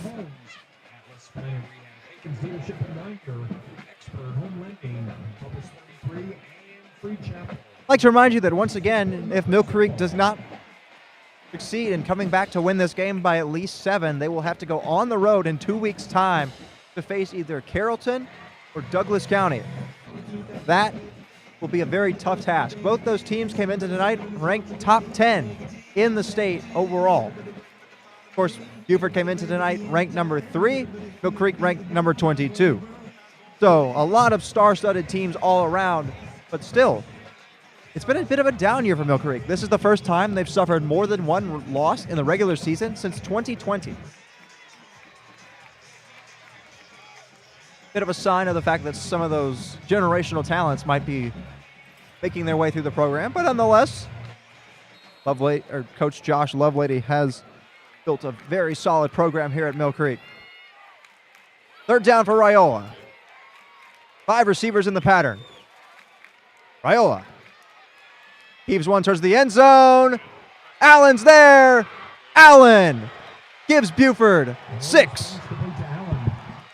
And Buford got exactly what they wanted. When they called those timeouts, all they were doing was stalling the clock so they could get some better passes in, get that final touchdown in before the end of the half.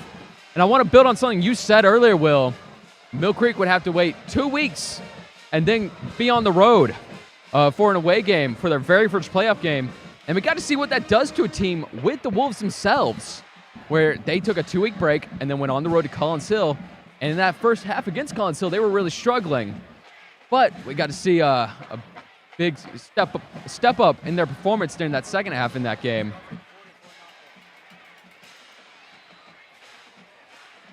Extra point by Ivan Chuck is good. And the Hawks now stare down a 17-0 deficit with just over 30 seconds to go in this first half.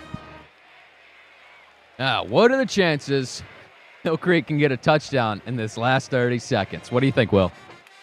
Well, I think it depends on whether or not Throgmorton throws his 3rd interception of the night. So far, his decision-making has been a little bit questionable, and that gives us a great opportunity to talk about something that has been plaguing Mill Creek this season. We talked about earlier their pass defense being a little susceptible, like we just saw on the touchdown. But the 2 losses, Mill Creek was very competitive against both North Gwinnett and Collins Hill. But when they were in a position to go down and win the game, Throgmorton, with 2 untimely turnovers in both games,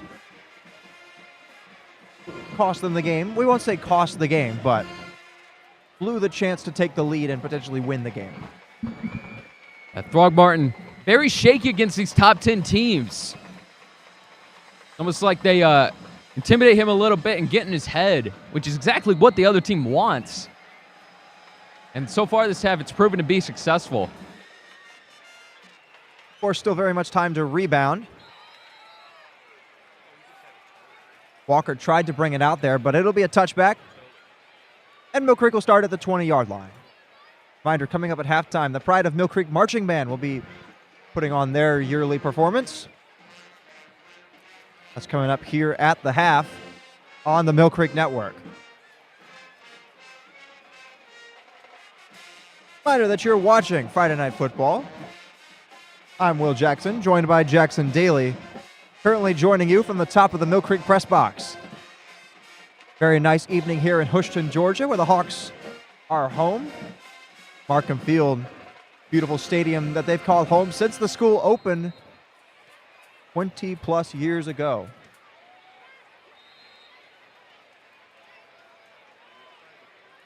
Looks as though Mill Creek is content to let the first half come to a close here. They'll head to the halftime locker room, down 17-0. Buford with a great first half. Interesting choice to go ahead and call it here with 30 seconds left in the quarter. Guess they didn't want to jeopardize another interception there from Throgmorton. But let's hope to see a better-looking Hawk team. Lovelady and the Hawks team will go into the locker room and talk things over, and we'll go to a break. You're watching Friday Night Football on the Mill Creek Network. Coming up, it's the halftime performance of the Pride of Mill Creek Marching Band.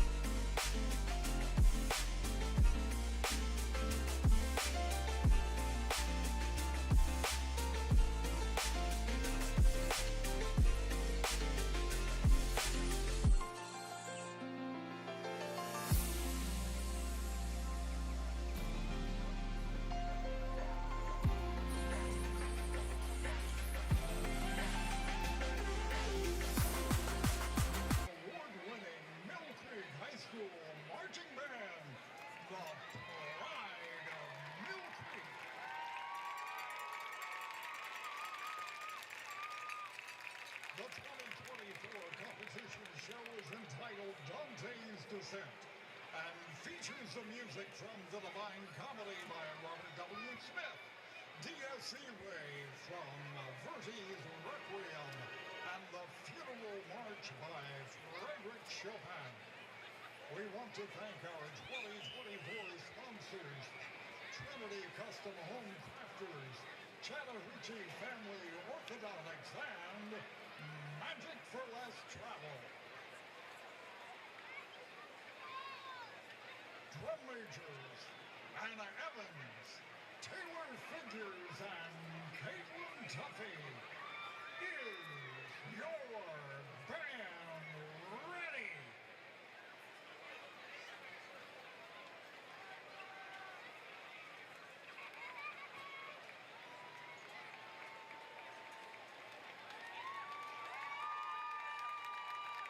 And now, ladies and gentlemen, in their final Markham Field performance for 2024, the Pride of Mill Creek Marching Band performing Dante's Descent.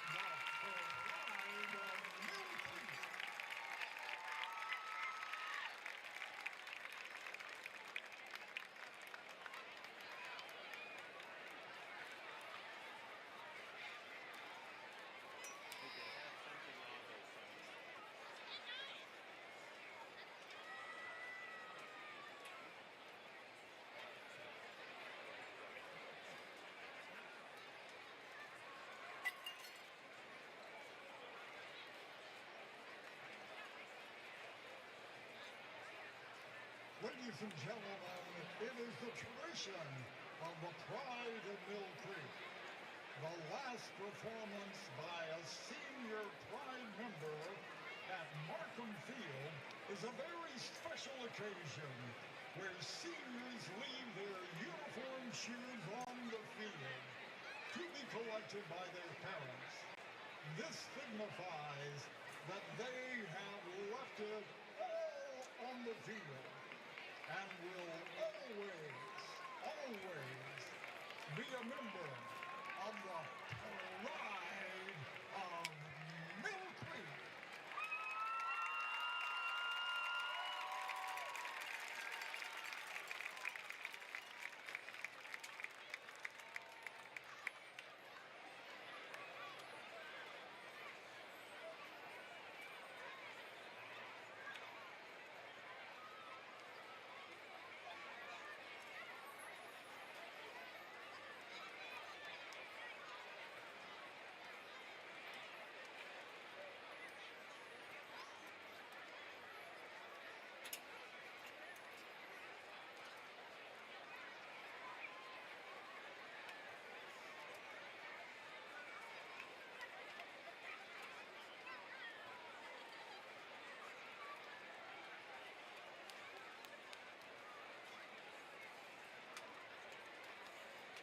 The Mill Creek High School marching band, the Pride of Mill Creek. The Pride is under the direction of Tina Christensen and Nolan Clark, with additional staff members Dr. John Seibert, Dr. Alex Wingo, Trevor Barber, and Libby Fleck, with Ryan John, Michelle Mallory, Caesar Moncada, Nye Shuri, Michael Carswell, and Reese Mosley. Ladies and gentlemen, one more time for the Pride of Mill Creek.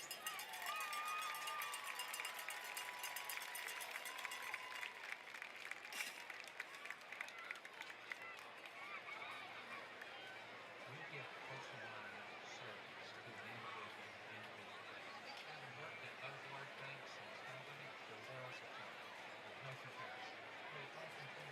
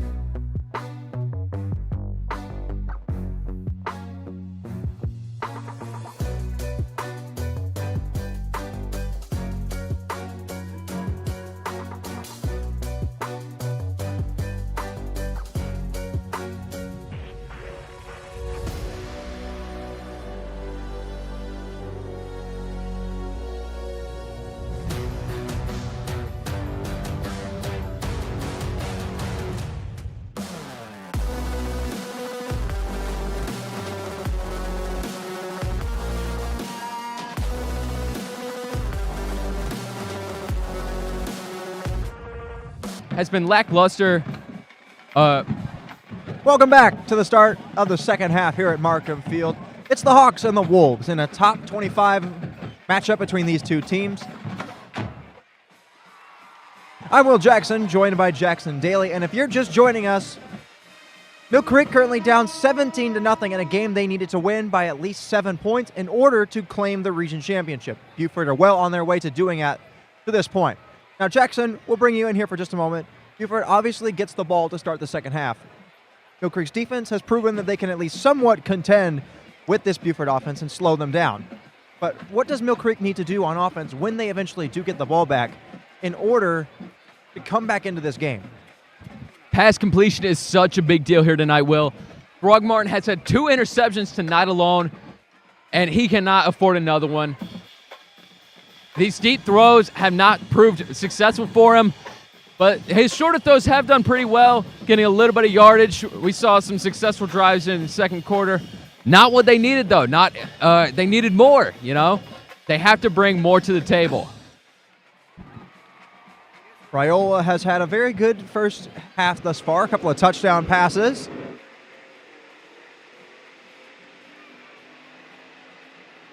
What was that? Jet. I was going to say, I thought for a second it was the Buford side of the field, and then I remembered, oh yeah, there's an interstate out behind the stadium. And a really fast car, really loud car, mind you, just went by the stadium. Caught me off guard there for a moment. But we're getting ready to get back underway here on the Mill Creek Network. Of course, remind you of the stakes for tonight's game. We'll pull that up. Mill Creek has to win by at least 7 points in order to claim the region championship.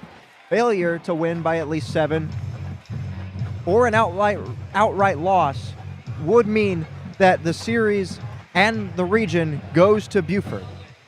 Currently, the home team in this rivalry is 2-0. Mill Creek won here at Markham Field last October by a score of 31-24.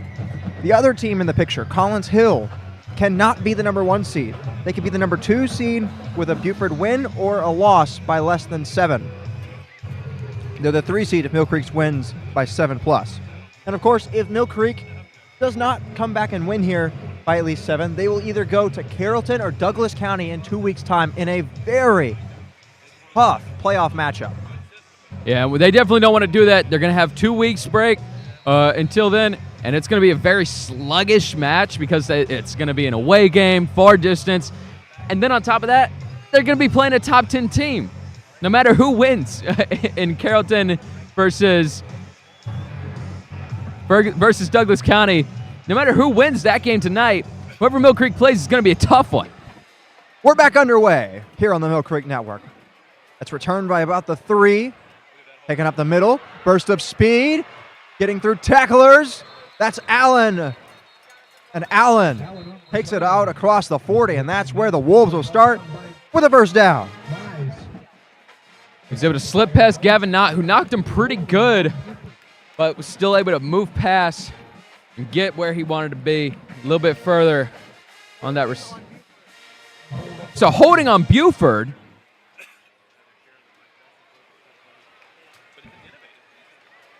Flag on the play, holding on Buford. Unsure on who at the moment.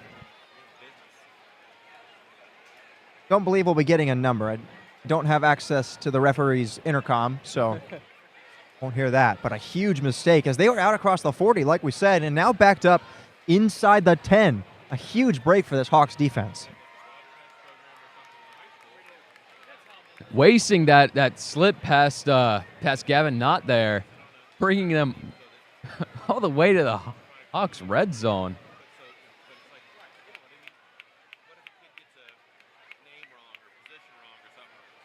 That'd be, of course, if the Hawks had the ball. So if interception happens, bad news bears for the Wolves.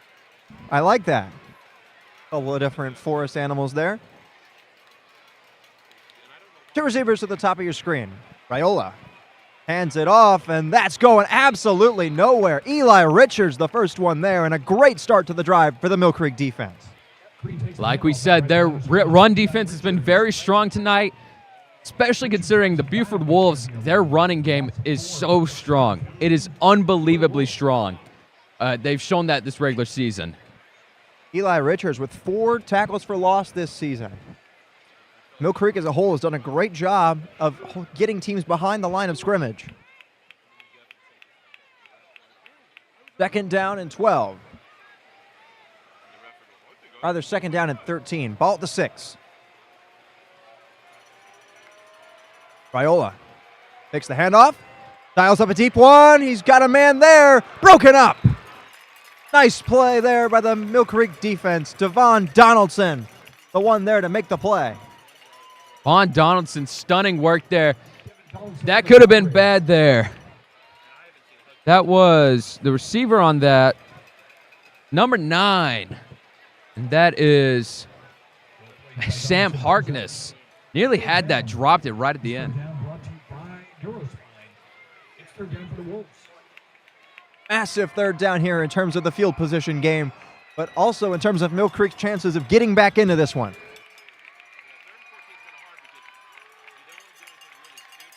Trips to the top of your screen.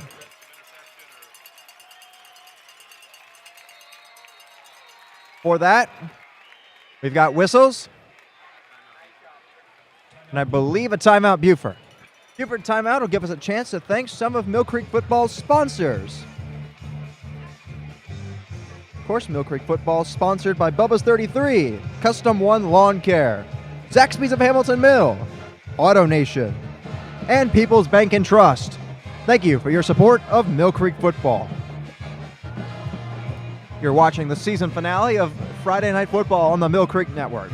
Will Jackson alongside Jackson Daly. And Jackson, this is a monumental 3rd down for this game. Yeah, Mill Creek, it looked like we're preparing for a long pass from Buford right before they called the timeout. Buford, of course, going over their options here. It's either a long pass or a very lucky run, and they have not had much luck with their runs tonight against the Hawks. Yeah, the only real success we've seen has been with Dayton Raiola on the quarterback keeper. He's had a couple of 1st downs scrambling out of the pocket. But other than that, it's been pretty short.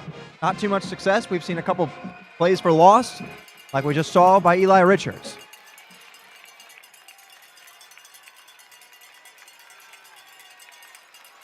Four receivers for Raiola. Allen in the slot. It's a give to Baker. Baker up the middle. Not very much. The Mill Creek defense holds.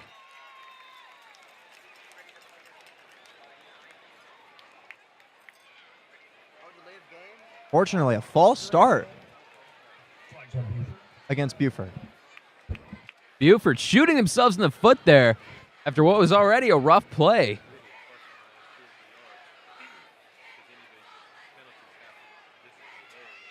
Actually, I believe it might have been an illegal shift. No, it was a false start. False start. Of course, that's going to be a 5-yard penalty for the Wolves, moving them back to 4 and 10. The benefit of having the stream up right next to us is I can look back over to my left and just see what happened a few seconds ago. Mill Creek will decline the penalty, forcing a 3-and-out on the opening drive of the second half. And the defense comes up with the stop. Throgmorton will get the ball back. This is exactly where you want to be if you're a Mill Creek Hawk player, especially if you're Throgmorton. They are right where they want to be. Andrew Ivanchuk now on to punt. Actually, I believe that's Martin Publetti. Oh, it's a short one by Publetti. Fair catch signaled for and taken in by Trey Walker inside Buford territory.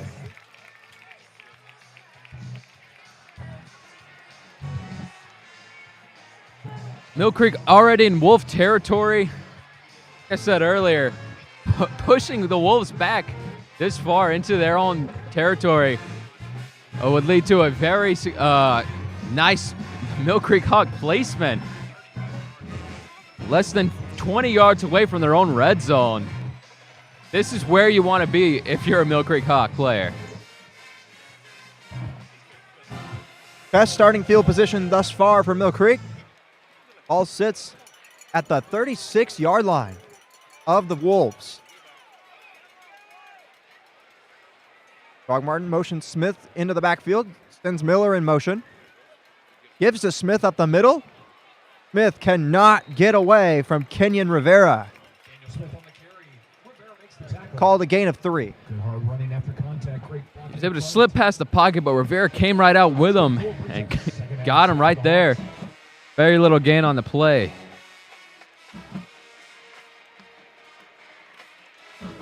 Second down and 7. Mill Creek is definitely starting to get towards Brady Lane's field goal range. Brady Lane, of course, not having the best of seasons, but nonetheless still very proficient in the kicking game. Throgmorton has pressure all over him, tries to get that out to his man, Trey Walker, but unfortunately it falls incomplete. 3rd and 7. It was nearly a sack. Throgmorton was lucky to get that out when he did. Threw it to Trey Walker. Unsuccessful, though. Looks like the Buford coach not happy about something that happened in that play. He's yelling. Not sure about what. Of course, I don't have the best ears. I don't think someone with better ears than me would be able to hear him from this distance, though. But he's very unhappy.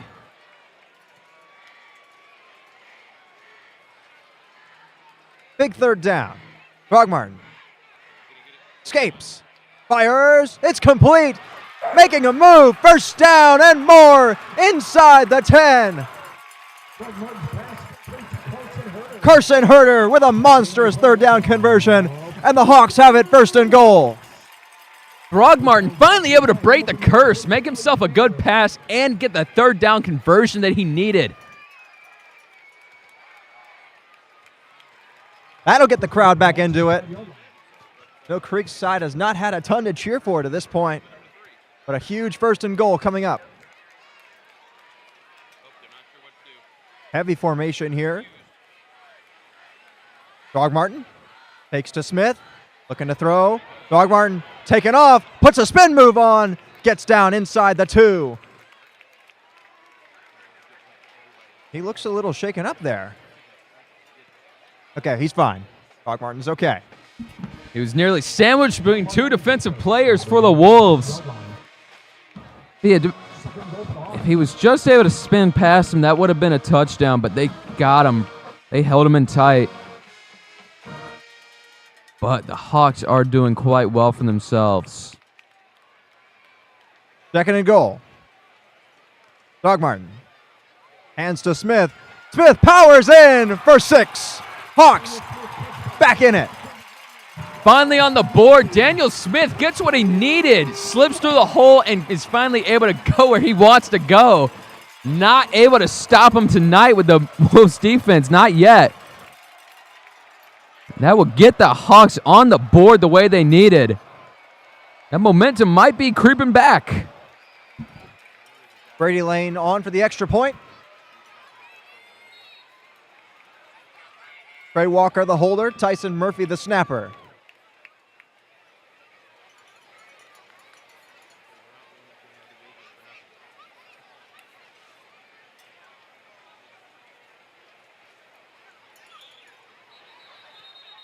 Whistles and a flag before the extra point.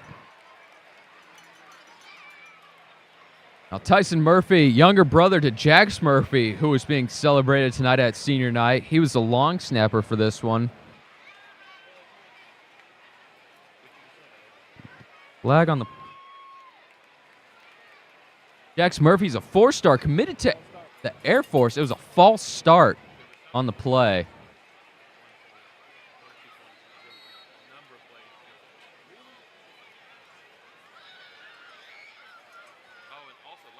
An extra 5 yards. Shouldn't mean too much here for Brady Lane.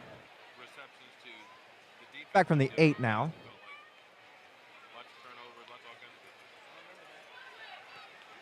Extra point is up. And it's good. The Hawks have cut the lead back to 10 with just about 8.5 to go. 8:28 to go in this 3rd quarter. Hawks are definitely not out of it yet. The good feeling for the Hawks, finally able to have some points on the board. The band's playing, cheerleaders are cheering, the crowd is roaring. Of course, if the student sections, you guys can't see it at home, but the student section on the Mill Creek side is wearing all white, and the student section at the Buford side is wearing all black.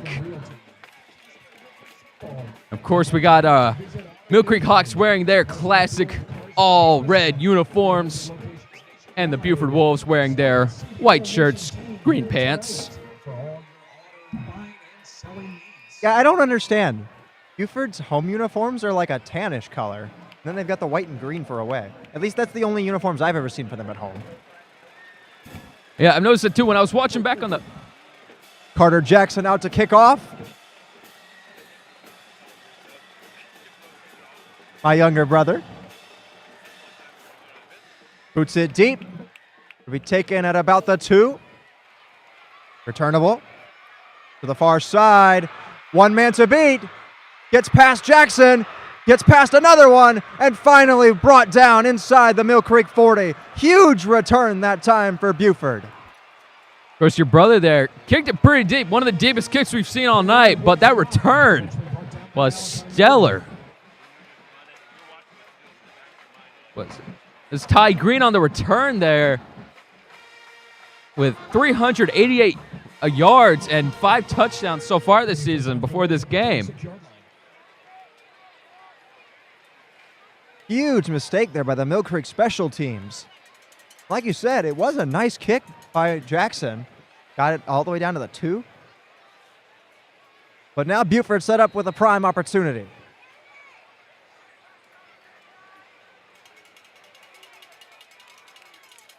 Bennett in motion. Raiola. Hands to Baker. And Baker's going nowhere. Wrapped up immediately by DQ Forkpa behind the line of scrimmage. DQ Forkpa has shown some amazing movement this game, being able to get these running backs down. I've heard his name more than any other name on our defensive line there, getting these running backs down. And going back earlier, I was interrupted because Will was very excited about his little brother kicking, which I am all for.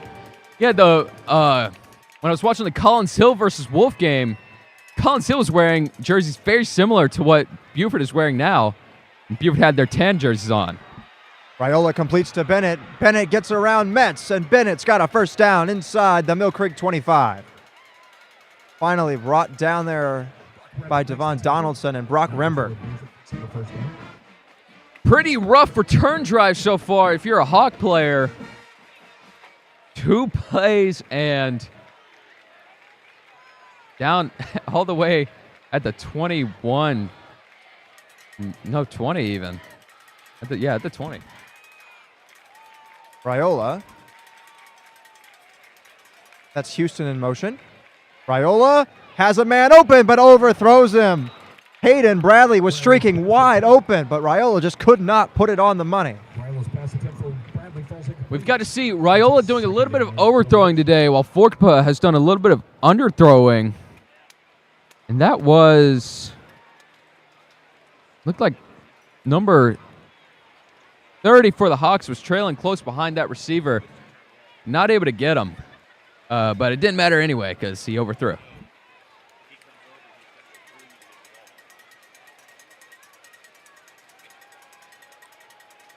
Mill Creek desperately needs to hold Buford to either no points or at a maximum 3 to still have a chance. Allen in motion. Raiola hands to Allen. Allen gets past Metz. Allen turns it upfield and finally shoved out of bounds by D. Mize. But a nice gain. Metz threw himself on the ground trying to get him there. Unable to. Bringing it to 3rd and 3. Still very much in field goal territory and even in the red zone now.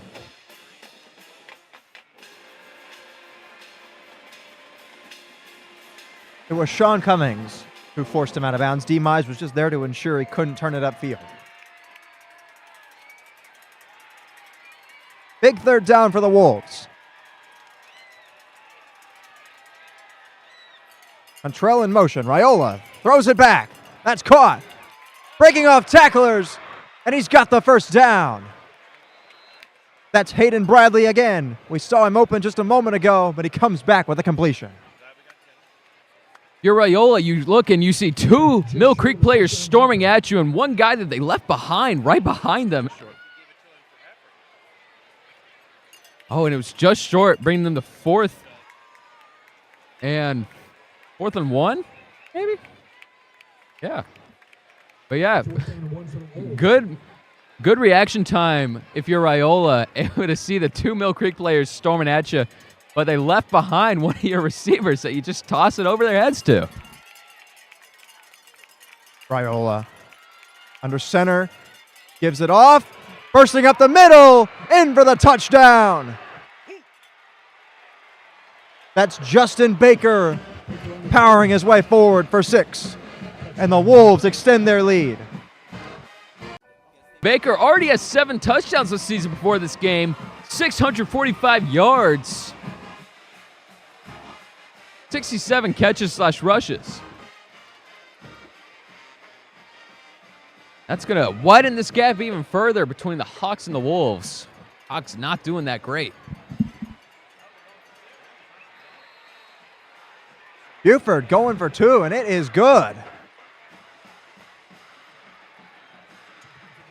Bit of a weird play there, but it works well for Buford.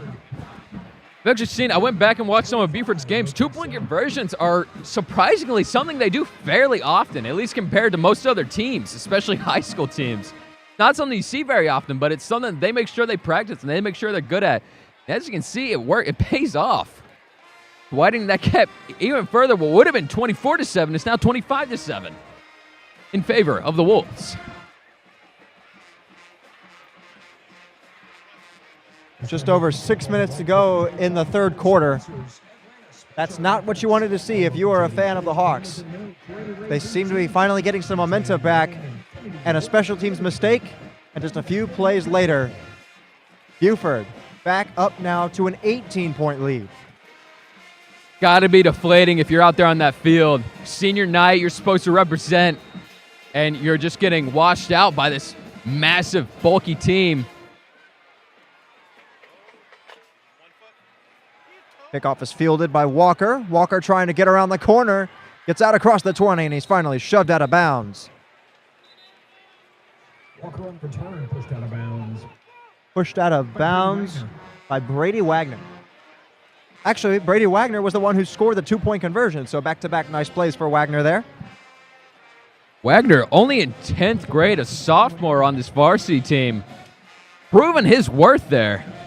The next 2 years, he's probably going to make it even further for the Buford Wolves. I mean, they're going to need him when you've got players like Ty Green going into his senior year next year. Of course, like we mentioned, a 4-star with 35 D1 offers, currently uncommitted.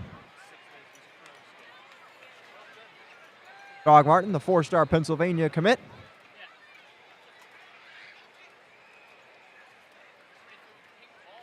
Looks like there was something on the field. Their game got little pink balls at the entrance, and it looks like one of them made it onto the field from the stands. Whoops. Throgmorton gives to Smith.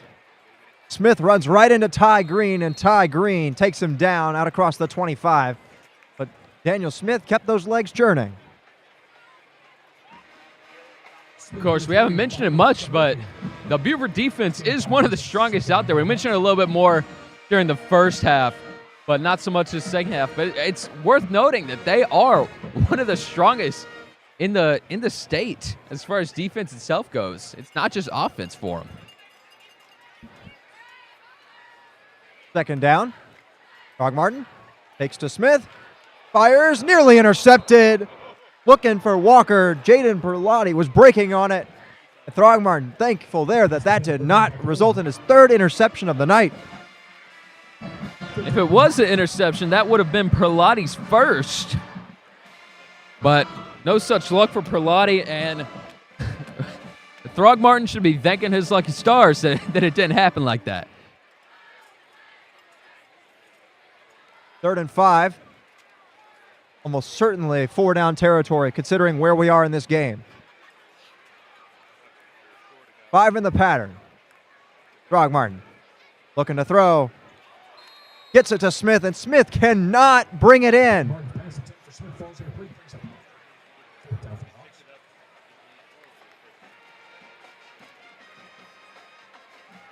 Mill Creek punting here, down 18 points. You like the call? Well, you got to take what you can get, I guess. Mill Creek Hawks looking deflated here. Not a very successful drive in the slightest. Barely moved at all. Already punting off. 5 minutes left in this third quarter. Still giving it their all. Got most of their first string out still. Looks like they're calling a timeout. Mill Creek's first timeout of the game. This time, Mill Creek and the Mill Creek Network would like to thank the following sponsors: Hamilton Mill Complete Family Care, Dr. Glassman, Neurospine, Mayday Pest Control, Bauman, B-Tan, and Chili's of Hamilton Mill. Thank you for your support of Mill Creek football and the Mill Creek Network. Seems like Mill Creek might go for it here. Private Kia that's parked behind the Pride of Mill Creek equipment trailer. You need to move so we can get that trailer located. Mill Creek, after a short timeout, deliberating what their game plan is. Looks like Thank you. they're still going to punt that. Yeah, I don't like that at all. Wasting a timeout just to punt? Kind of a waste, in all honesty. Now, it's a good punt. Allen has to backpedal, and it's down by Gavin Knott right around the 40-yard line. That's where Buford will take over.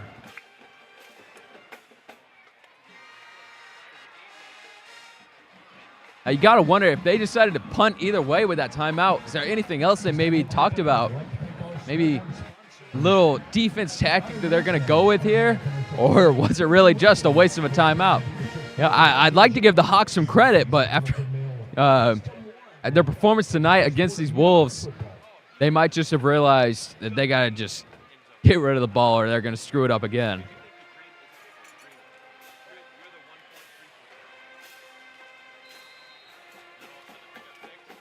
Little score update for you. We mentioned that Mill Creek, if they lose this game, will either have to face Douglas County or Carrollton. Currently at the half, Carrollton leads 20-7 at Douglas County in that game of two top 10 teams in the state. Raiola has all day. Metz coming across the edge. Gets out to the near side. Raiola tries to throw it, but it's incomplete. Gavin Knott with the breakup. Gavin Knott showing some prowess this drive. Of course, he stopped that ball at the 40 during the punt and made sure this pass did not make it home.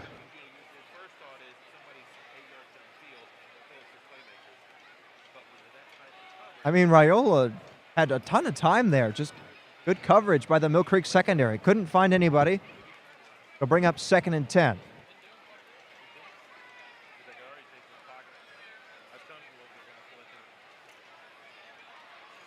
Two receivers at the near side. Raiola hands it up the middle. That's going nowhere. Ethan Irvin met quickly by Connor Faber. It's going to be a tackle for loss. Here, 3rd down. And maybe they're 11 or 12. Hard to tell. I got bad eyes. I bought binoculars just for this game, and they've done me well so far. But it's hard to hold the microphone and the binoculars at the same time. My apologies. That was McCoy on the carry. Dylan McCoy. 3rd down. Raiola is dumped. Devin Ankrum drags him down back at the 30. Mill Creek with another 3-and-out forced. Devin Ankrum, 6 sacks already this season, making it 7. Very good performance from him. He has 58 tackles total so far this season, before this game, of course.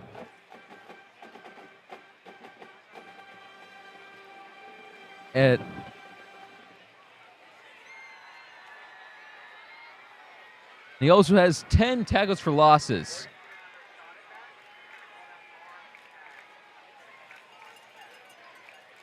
Publeti on to punt. It's another short one. Takes a Buford bounce and rolls out of bounds just about near the 50. Call it right at the 50. So Throgmorton, the offense, set up with good field position. One of the outcomes of having two amazing defenses is we're just seeing a lot of punting tonight. These drives don't last long. No matter who has the ball, no matter what kind of actions are made, the drives don't last very long.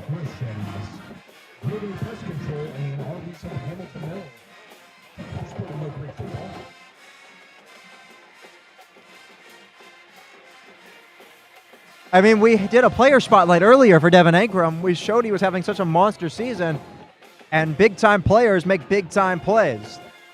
The 3-star North Carolina commit gives Throgmorton a chance here late in the third. 5 in the pattern. Throgmorton has pressure coming from behind him. Scrambles out. Hit as he throws. Incomplete.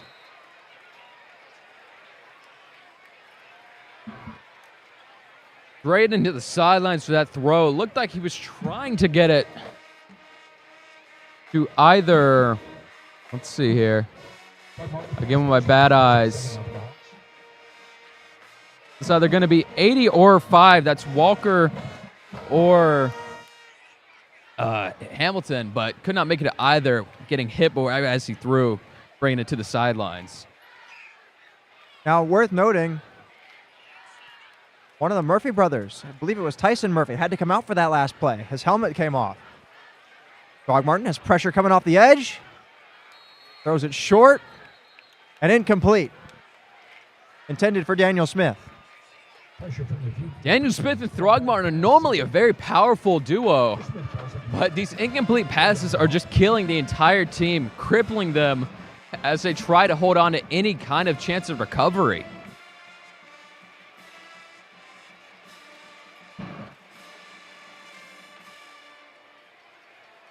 Mill Creek got the ball at the 50.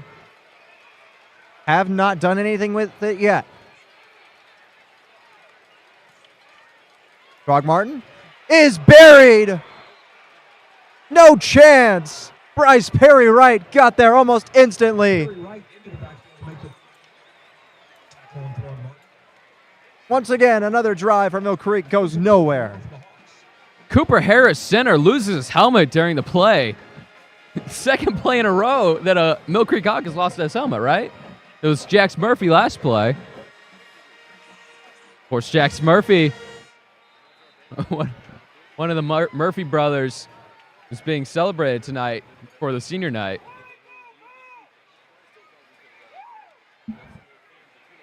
Once again, Mill Creek not able to do anything there. Reminder, they have to win by at least 7 to be the #1 seed. With every passing minute, that seems like an even more impossible task. Just under 3 minutes to play. 2:22. Brady Lane with the punt. It's a good one. Fair catch signaled for at the 15 and taken in by Jordan Allen. Like I said, these punts going back and forth and back and forth.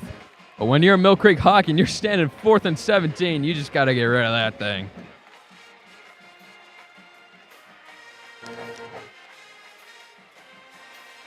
Buford Wolves thinking over what they're going to do with this ball.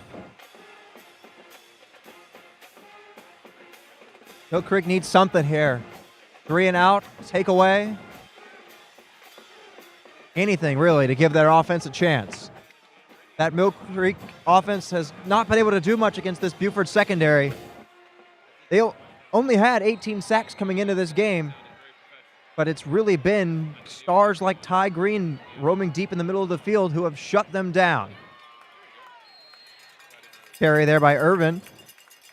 Gets near the 20, and we'll call it the 21. Yeah, like you said, the secondary has been on top of the Hawks. The man-to-man coverage tonight has been incredible from the Wolves. Honestly, if I were a Mill Creek Hawk, I would start running the ball a little bit more, try my chances with that, because these passes have not been successful tonight. Not the way they normally are.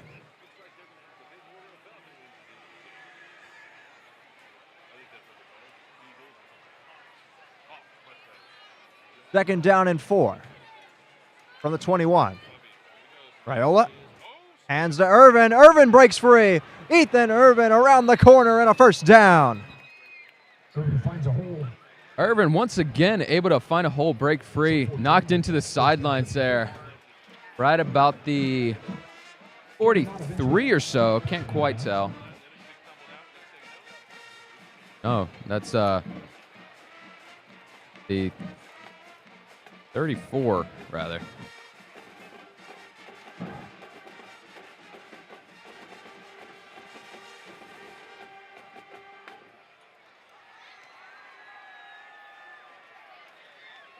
Barry in motion.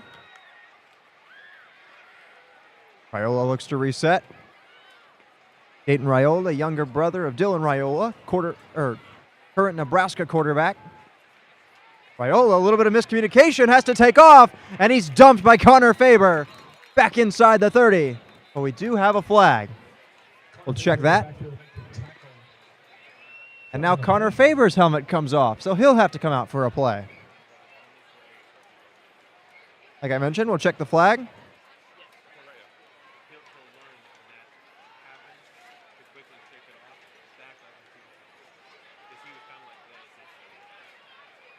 Holding against Buford is the call.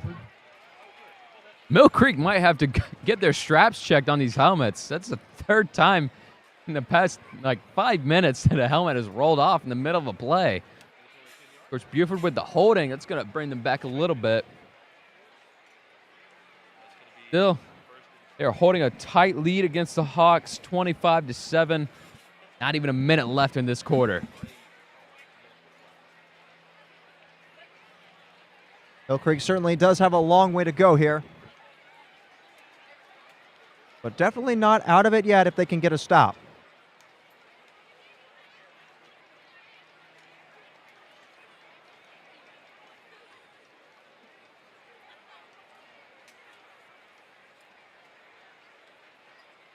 As though you said earlier that the Buford head coach was a little bit unhappy. Seems as though he had a few words for the officials.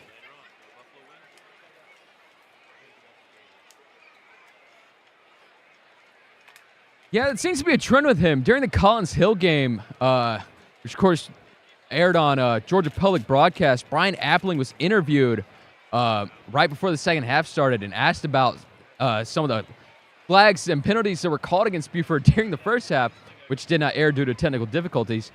And he had a lot to say about how he did not agree with any of the penalties that happened then. So him and penalties, they don't get along very well. He's not one to just take it as it lies. Well, I mean, if you ask any head coach, they're going to say, that they had way too many penalties that they didn't agree with. You ask a player that, they'll say the exact same thing. Everything situated now. Raiola looking to throw. Got a man over the middle. Allen wide open. Allen bursts into open area. Allen down the sideline. Jordan Allen, his third touchdown today. Once again, Mill Creek failing with the man-to-man coverage on these passes. And when it comes to runs, they're able to lock it down most of the time, but these passes, they just cannot get a grip on. Holding in another touchdown for Allen. And that's going to widen the gap even further to 31-7 to 7. 32 if they can make this extra point.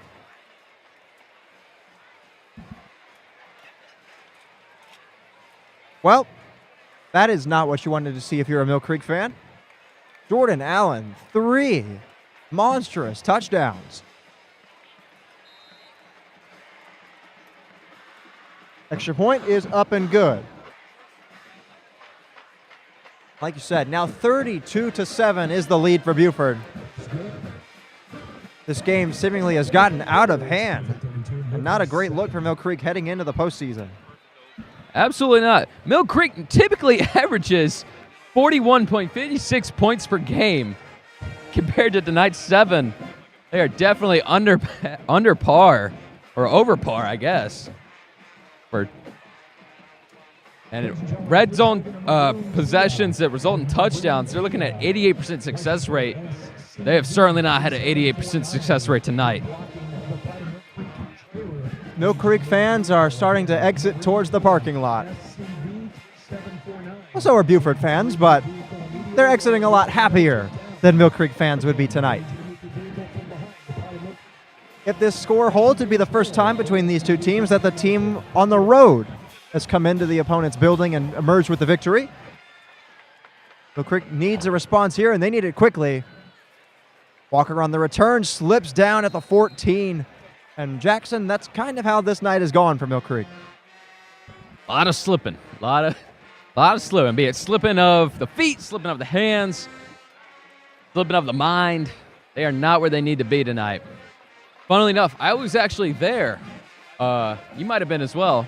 For the last time Mill Creek lost to Buford during the regular season, of course, 2 years ago, I was in a giant bird costume at the time. It was harder to see things in that giant head.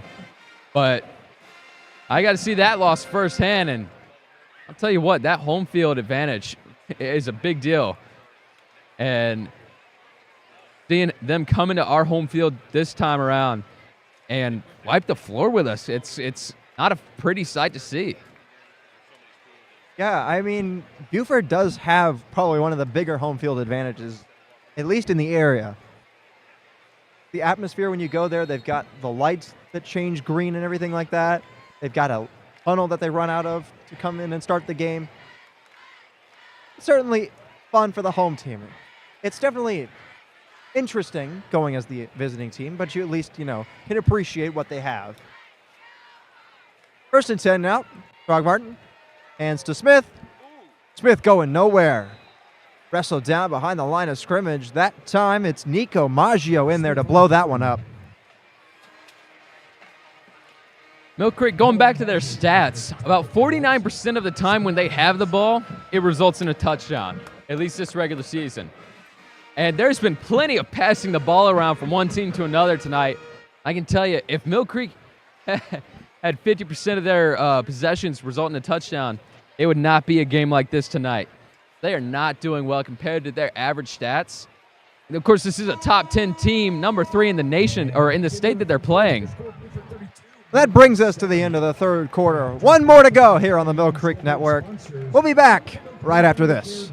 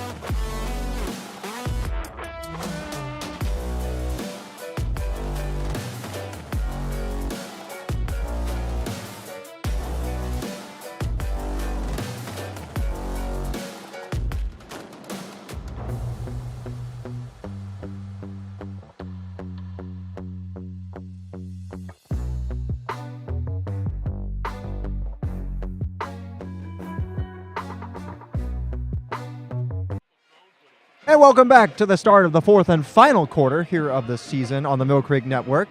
You're watching the season finale of Friday Night Football. The Buford Wolves here at Markham Field have come in and put up 32 and lead 32-7 against Mill Creek. I'm Will Jackson, joined by Jackson Daly. And, Jackson, as Mill Creek goes back on offense, hasn't been the prettiest of starts. And hasn't been the prettiest of starts to this fourth quarter either, as that pass is a little bit behind Walker. Throgmorton super inaccurate with his throws tonight. They have clearly gotten in his head, and it is affecting his performance.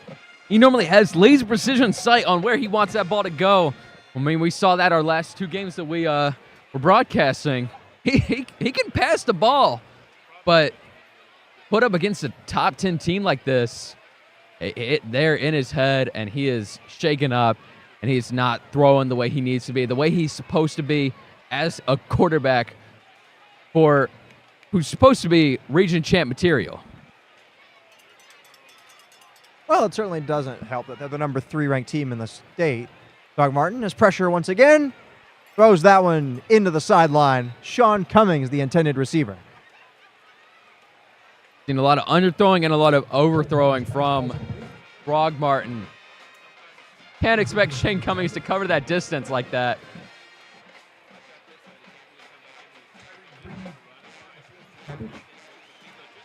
Mill Creek, 3rd and 12 already. The quarter, fourth and 12, sorry. 4th and 12 already. And they are going to punt that ball right away. Quarter just started, folks. Welcome to the 4th quarter. Playing on to punt. It's a high one. Fair catch signaled for by Allen and taken in right around the Mill Creek 49. And that's where Mill Creek will go back out on defense. Rather, Raiola back to work on offense. Already with a 25-point lead. Well, Raiola has certainly had a good game today. Of course, the Buford Wolves have not had as much luck running the ball, which is their go-to strategy most games. Against the lesser team, they would have been able to run laps around them. But against the Hawks, running isn't nearly as viable of an option. So they've had to rely on passing. And they've done a good job. Raiola has really let everyone know that he is a quarterback. You know, he doesn't have to just pass the ball off to a running back, let them do the job for him. He can do it himself, too. From the Mill Creek 49, Raiola hands to Irvin, and Irving gets about a yard or so. Tackle made there. It looks to be Gavin Knott and Eli Richards. Gavin Knott, of course, doing well today.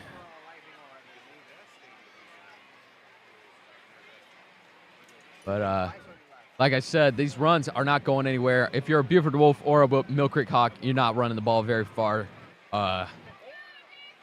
We get averages at the end of the game, it's not going to look very high. Well, the stat sheet will show one-sided. The scoreboard will show at least one-sided. Like you said, just has not been a great performance. Irving gets away from Zalewski. Irving breaks free into the secondary. Finally wrapped up by Metz. But a huge misplay there as he got around Zalewski, got inside the 30. Irving, more than anyone, it would seem, on the Buford running back team, has been able to slip past, find the hole, slip past the Hawks. And it took Luke Metz to get him. It was literally a 1v1. Get it, Will? Because they're both number 1? Ha ha ha ha ha. I'm a funny guy sometimes. 1st and 10 from the 30. The give is to Irvin. And Irvin gets about 3 down to the 27.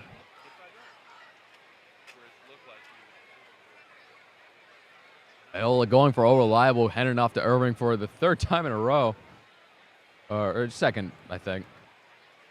Working pretty well, getting some good yardage there. Slow but steady. They're already inside the 30. They don't have much to worry about here. Mill Creek's got to tighten up on the defense if they want that ball back before a touchdown. This time it's McCoy. McCoy powers ahead inside the 25, down to the 22. Finally brought down by looks to be a host of Hawks defenders, including Caleb Zalewski, as well as Devin Ankrum in there. Third down, Buford. This third down brought to you by Neurospine. Another big 3rd down, especially if you're a Hawk. You want to keep this distance going. You don't want them to let it happen. Looking to go quickly to the line here. Raiola directing traffic. McCoy the back. Give is to McCoy. McCoy powers ahead. Carries a Hawks defender for the 1st down. Powerful run by McCoy there. Carries Connor Faber back towards the 20. You saw the O-line decide, here's what we're going to do. We're going to tighten up. We're going to push as hard as we can, and we're just going to get a rusher to go those last 2 yards. That's all we need for a 1st down. Let's not do anything extravagant. let's just push the ball hard. And it worked out for them. They got that first down they needed, and they are inside the 20. Clock continues to bleed here, down to 8:45 to play. McCoy once again the back.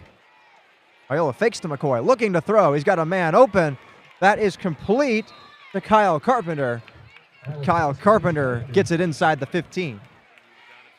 Kyle Carpenter, Johnson on the tackle. take a look at his stats here. Gain of 5 brings up second down and 5 for the Wolves. 94 yards so far this season, only 6 catches, has not had much play this time around. He's a second-team offensive player, which means Buford Wolves, they're comfortable enough to send in their second string route around now.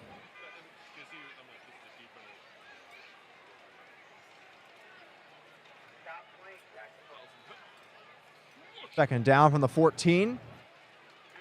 Raiola hands it off. That's Ty Green, and Ty Green gets Good stop by Knott. back to the line of scrimmage. Gavin Knott on the tackle. No gain on the play. Got a line of cars leaving the stadium. Many people have seen all they can. If you're a Hawks player, you don't want to see any more. And if you're a Buford fan, you've seen enough. You know what's going to happen. You know how the night's going to end. 7 minutes, 25 seconds left in this last quarter.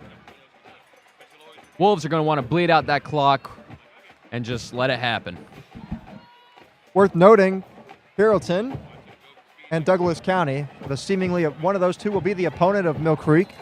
It's currently a 27 to 20 lead for Carrollton still. That game is halfway through the third quarter. You can find that over on Georgia Public Broadcasting if you're interested in watching Mill Creek's potential opponent in 2 weeks. You're doing the flag on the field.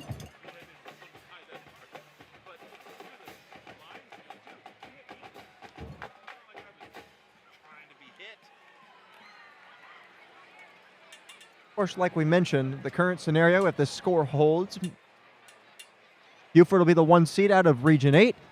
Collins Hill will be the 2 seed. Both of them will host playoff games in 2 weeks' time. Mill Creek will have to travel to either Carrollton or Douglas County. Auto Nation. Call on the field and call on the plaza. They've got 2 members out there that'll help you. Flags against Buford. Is here. Like a false start against Buford. Going to push them back a little bit. Get 3rd and 10. Still, though, they are inside that red zone, even if just barely. 3rd and 10. McCoy the back. Raiola looking to throw. Gets it to McCoy. McCoy is quickly met by Luke Metz at another flag. Good hard tackle by Metz. Flag on the play as soon as Levi Metz devours that player.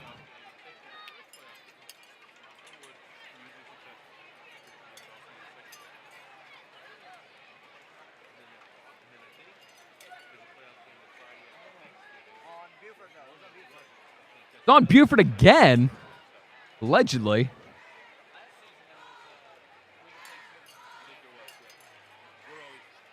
Yeah, 4th and 10. You can't do that. There's an eligible man downfield. Penalty flag goes up 4th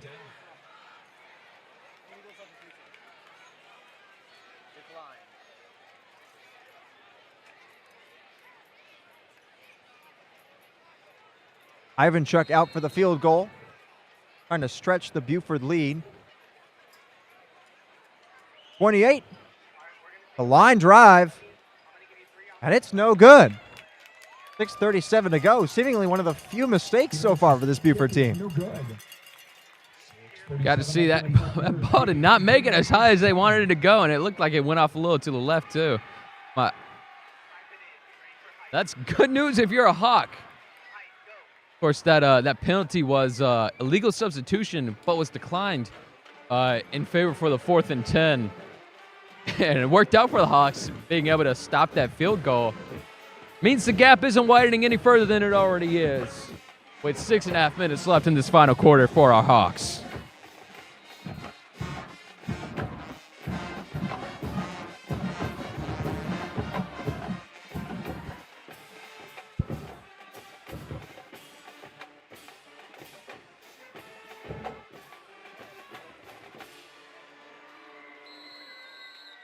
Malachi Miller there on the reception. Gets it out across the 20 to the 24-yard line.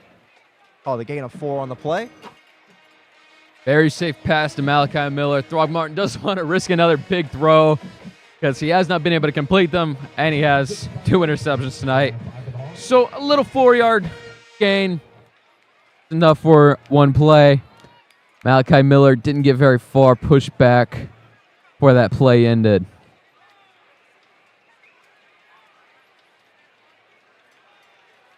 Orkpa in motion. Throgmorton. Smith gets the call. And Smith will take it for about a gain of 3. Smith on the carry. Walker comes up and makes the tackle for Buford. This game 2 brings it to zone 3. Not a lot of movement here from the Hawks. These drives have not been powerful enough to get past the Buford defense.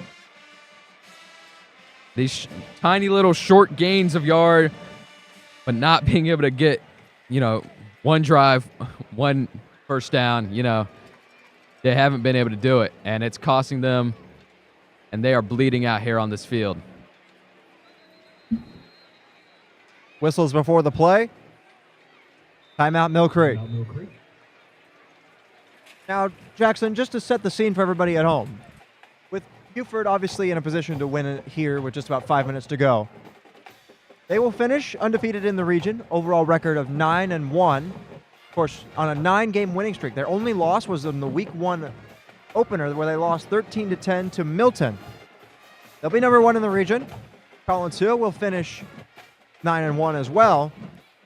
Their only loss, however, coming to Buford in region play. They'll finish 5-1 in the region. Mill Creek will drop to 4-2 in the region, 7-3 overall. They'll finish 3rd in the region. Like we mentioned, they'll have a road playoff game coming up in 2 weeks. Not next week. Next week is an open week for those teams who've already made up their game that might have been canceled due to Hurricane Helene a few weeks back. So that week will be reserved for anybody who needed to reschedule. Mill Creek, of course, will still make the playoffs. They'll still have a chance to go and vie for that state championship. But the road will be a very tough one. And Mill Creek might be one and done, considering, like we talked about, they will have to face one of the top 10 teams in the state, no matter who wins that game. Full Turner in motion here. That give is to Smith. And Smith doesn't go anywhere, it looks like. No gain, and it's 4th down. Everyone is off their A game tonight for the Mill Creek Hawks. Throgmorton not able to throw the way he needs to. Daniel Smith not able to run the way he needs to. It has been a rough performance for these Mill Creek Hawks. And it's really tragic. It's their senior night. It's last regular season game. And this means that they will have, like Will mentioned, a very rough first game of the playoffs. They are punting, of course, at the 43, 44, like 43.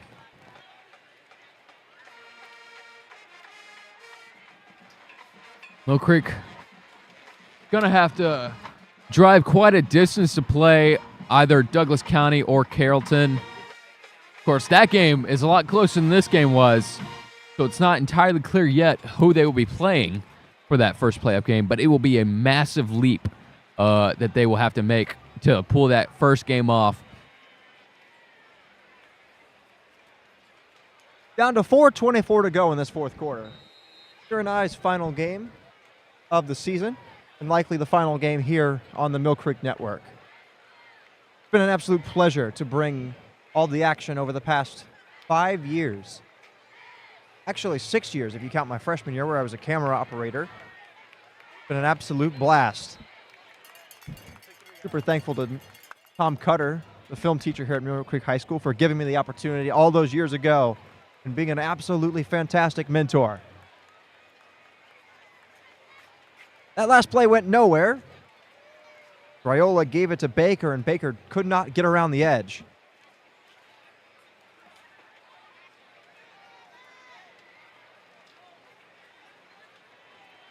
Second down from the 31, and looked like they might have got Devin Ankrum to jump. Since we're giving our thank yous, I guess I'll go now.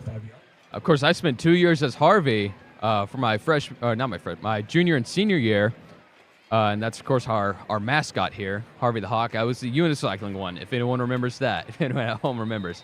I was the one that unicycled. And that was a lot of fun. And I came back. It's only my third game here co-broadcasting with my good friend Will Jackson. But it has been a blast. It's been an amazing learning experience for me, you know. But yeah, no. This high school's great. This team is great. It's always been great. They didn't do that great tonight, but they've done great all season. And I will definitely be keeping up with them, and I hope you do the same. Clock winding towards 3 minutes to go. As always, Jackson, I'm appreciative of you joining me. It's been a lot of fun having somebody to actually do this with, considering for the first couple of years I was all by myself. Nice to have somebody to back and forth banter a little bit with and just talk about the game. Covering this team for a long time. Third down. 2:40 on the clock. Raiola hands to Irvin, and Irvin is met at the line of scrimmage. Looks to be Devin Anchorman there again. Maybe John Cummings in there as well, it looks like.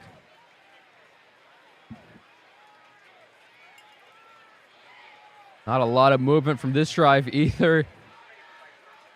Fourth and 8 maybe? Yeah, 4th and 9th, actually. Very little movement. The trend here in this fourth quarter. They'll get the ball, get nowhere with the ball, kick the ball, and then the same thing will happen with the other team. Really, the Wolves just need to bleed this clock out, and they are doing a pretty good job of it. Less than 2 minutes left on the clock, and here they punt very high. Barely past the 50. Just before the 50, it looks like.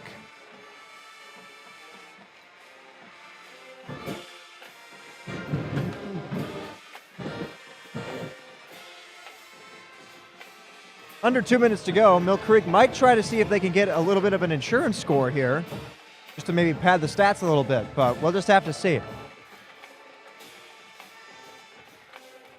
I believe Throgmorton is still out there. Of course, Throgmorton wrapping up what might be potentially his last game at home, along with the other seniors who have been with the program. Throgmorton was with the team back in 2022, and he got a championship ring. Smith cuts it to the near side. Daniel Smith breaks free into the secondary for a first down.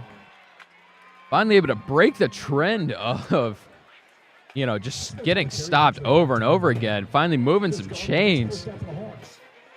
First time in a while we've seen the Hawks moving chains like this. 1st and 10 inside Wolf territory.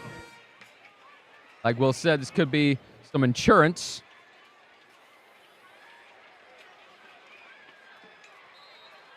Mill Creek getting in their own way. Nothing happening there. Completion, but what benefit do you get out of that? Stadium here at Markham Field emptying out. Hawks fans not sticking around to watch the entirety of this game. Like Jackson said earlier, a constant stream of people heading for the parking lot. A disappointed crowd here tonight, expecting a much closer affair, but unfortunately just not able to contend with this top 5 ranked Buford squad. It'd be so cool if they could at least go for the Throgmorton hands that one off, and that is pushed backwards. Beautifully done there sort of field goal range. by A.J. Holloway. Haven't said his name much tonight, but still a very impactful player. He's committed to South Carolina, is A.J. Holloway.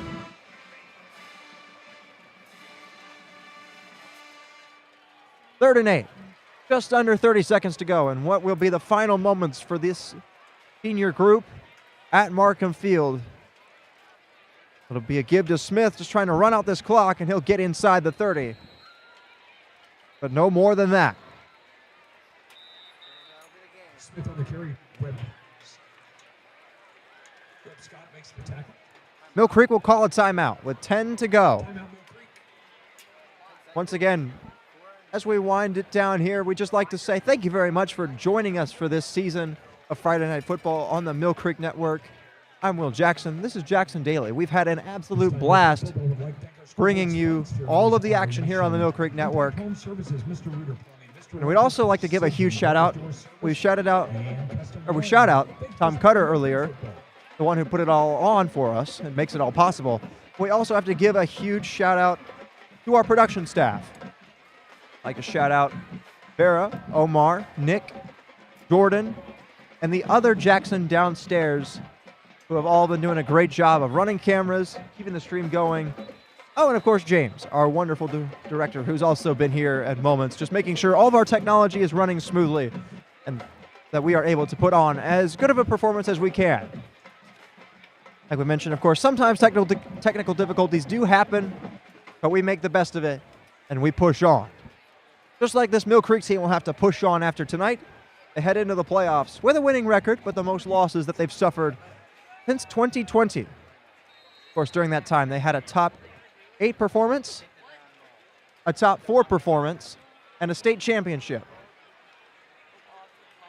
Dog Martin looking to throw on what might be the final play of the game. A man streaking open. That's Devine Morgan, but it's knocked away by the Buford defense, and that's a way to put a cap on this game. That Buford defense has feasted all night long. They'll do that once again, keeping Mill Creek out of the stat sheet. Mill Creek having a rough past few weeks. They bounced from a loss with Collins Hill at Collins Hill. Of course, losing 12-13. Very rough loss, very tight loss. Then they came back at Discovery last week, shut them out at their home turf, 51-0. And of course, tonight at Buford, being put down in their own home field at a mere 7 points compared to the Wolves' 32. And that game is over. Raiola goes down to a knee, and the Buford Wolves are region champions. They finished the season 9-1, unbeaten in the region. They take down Mill Creek. The first road win between these two teams is a dominant one, 32-7. The Hawks dropped to 7-3. And, well, that's definitely not how you wanted to finish the regular season if you're Mill Creek. 1-2 in their last 3 games. A loss to Collins Hill, a loss to North Gwinnett, and now a loss to Buford. Put them as the 3 seed in the region. They're still playoff bound, but a lot of work to be done for Josh Lovelady and this Mill Creek squad.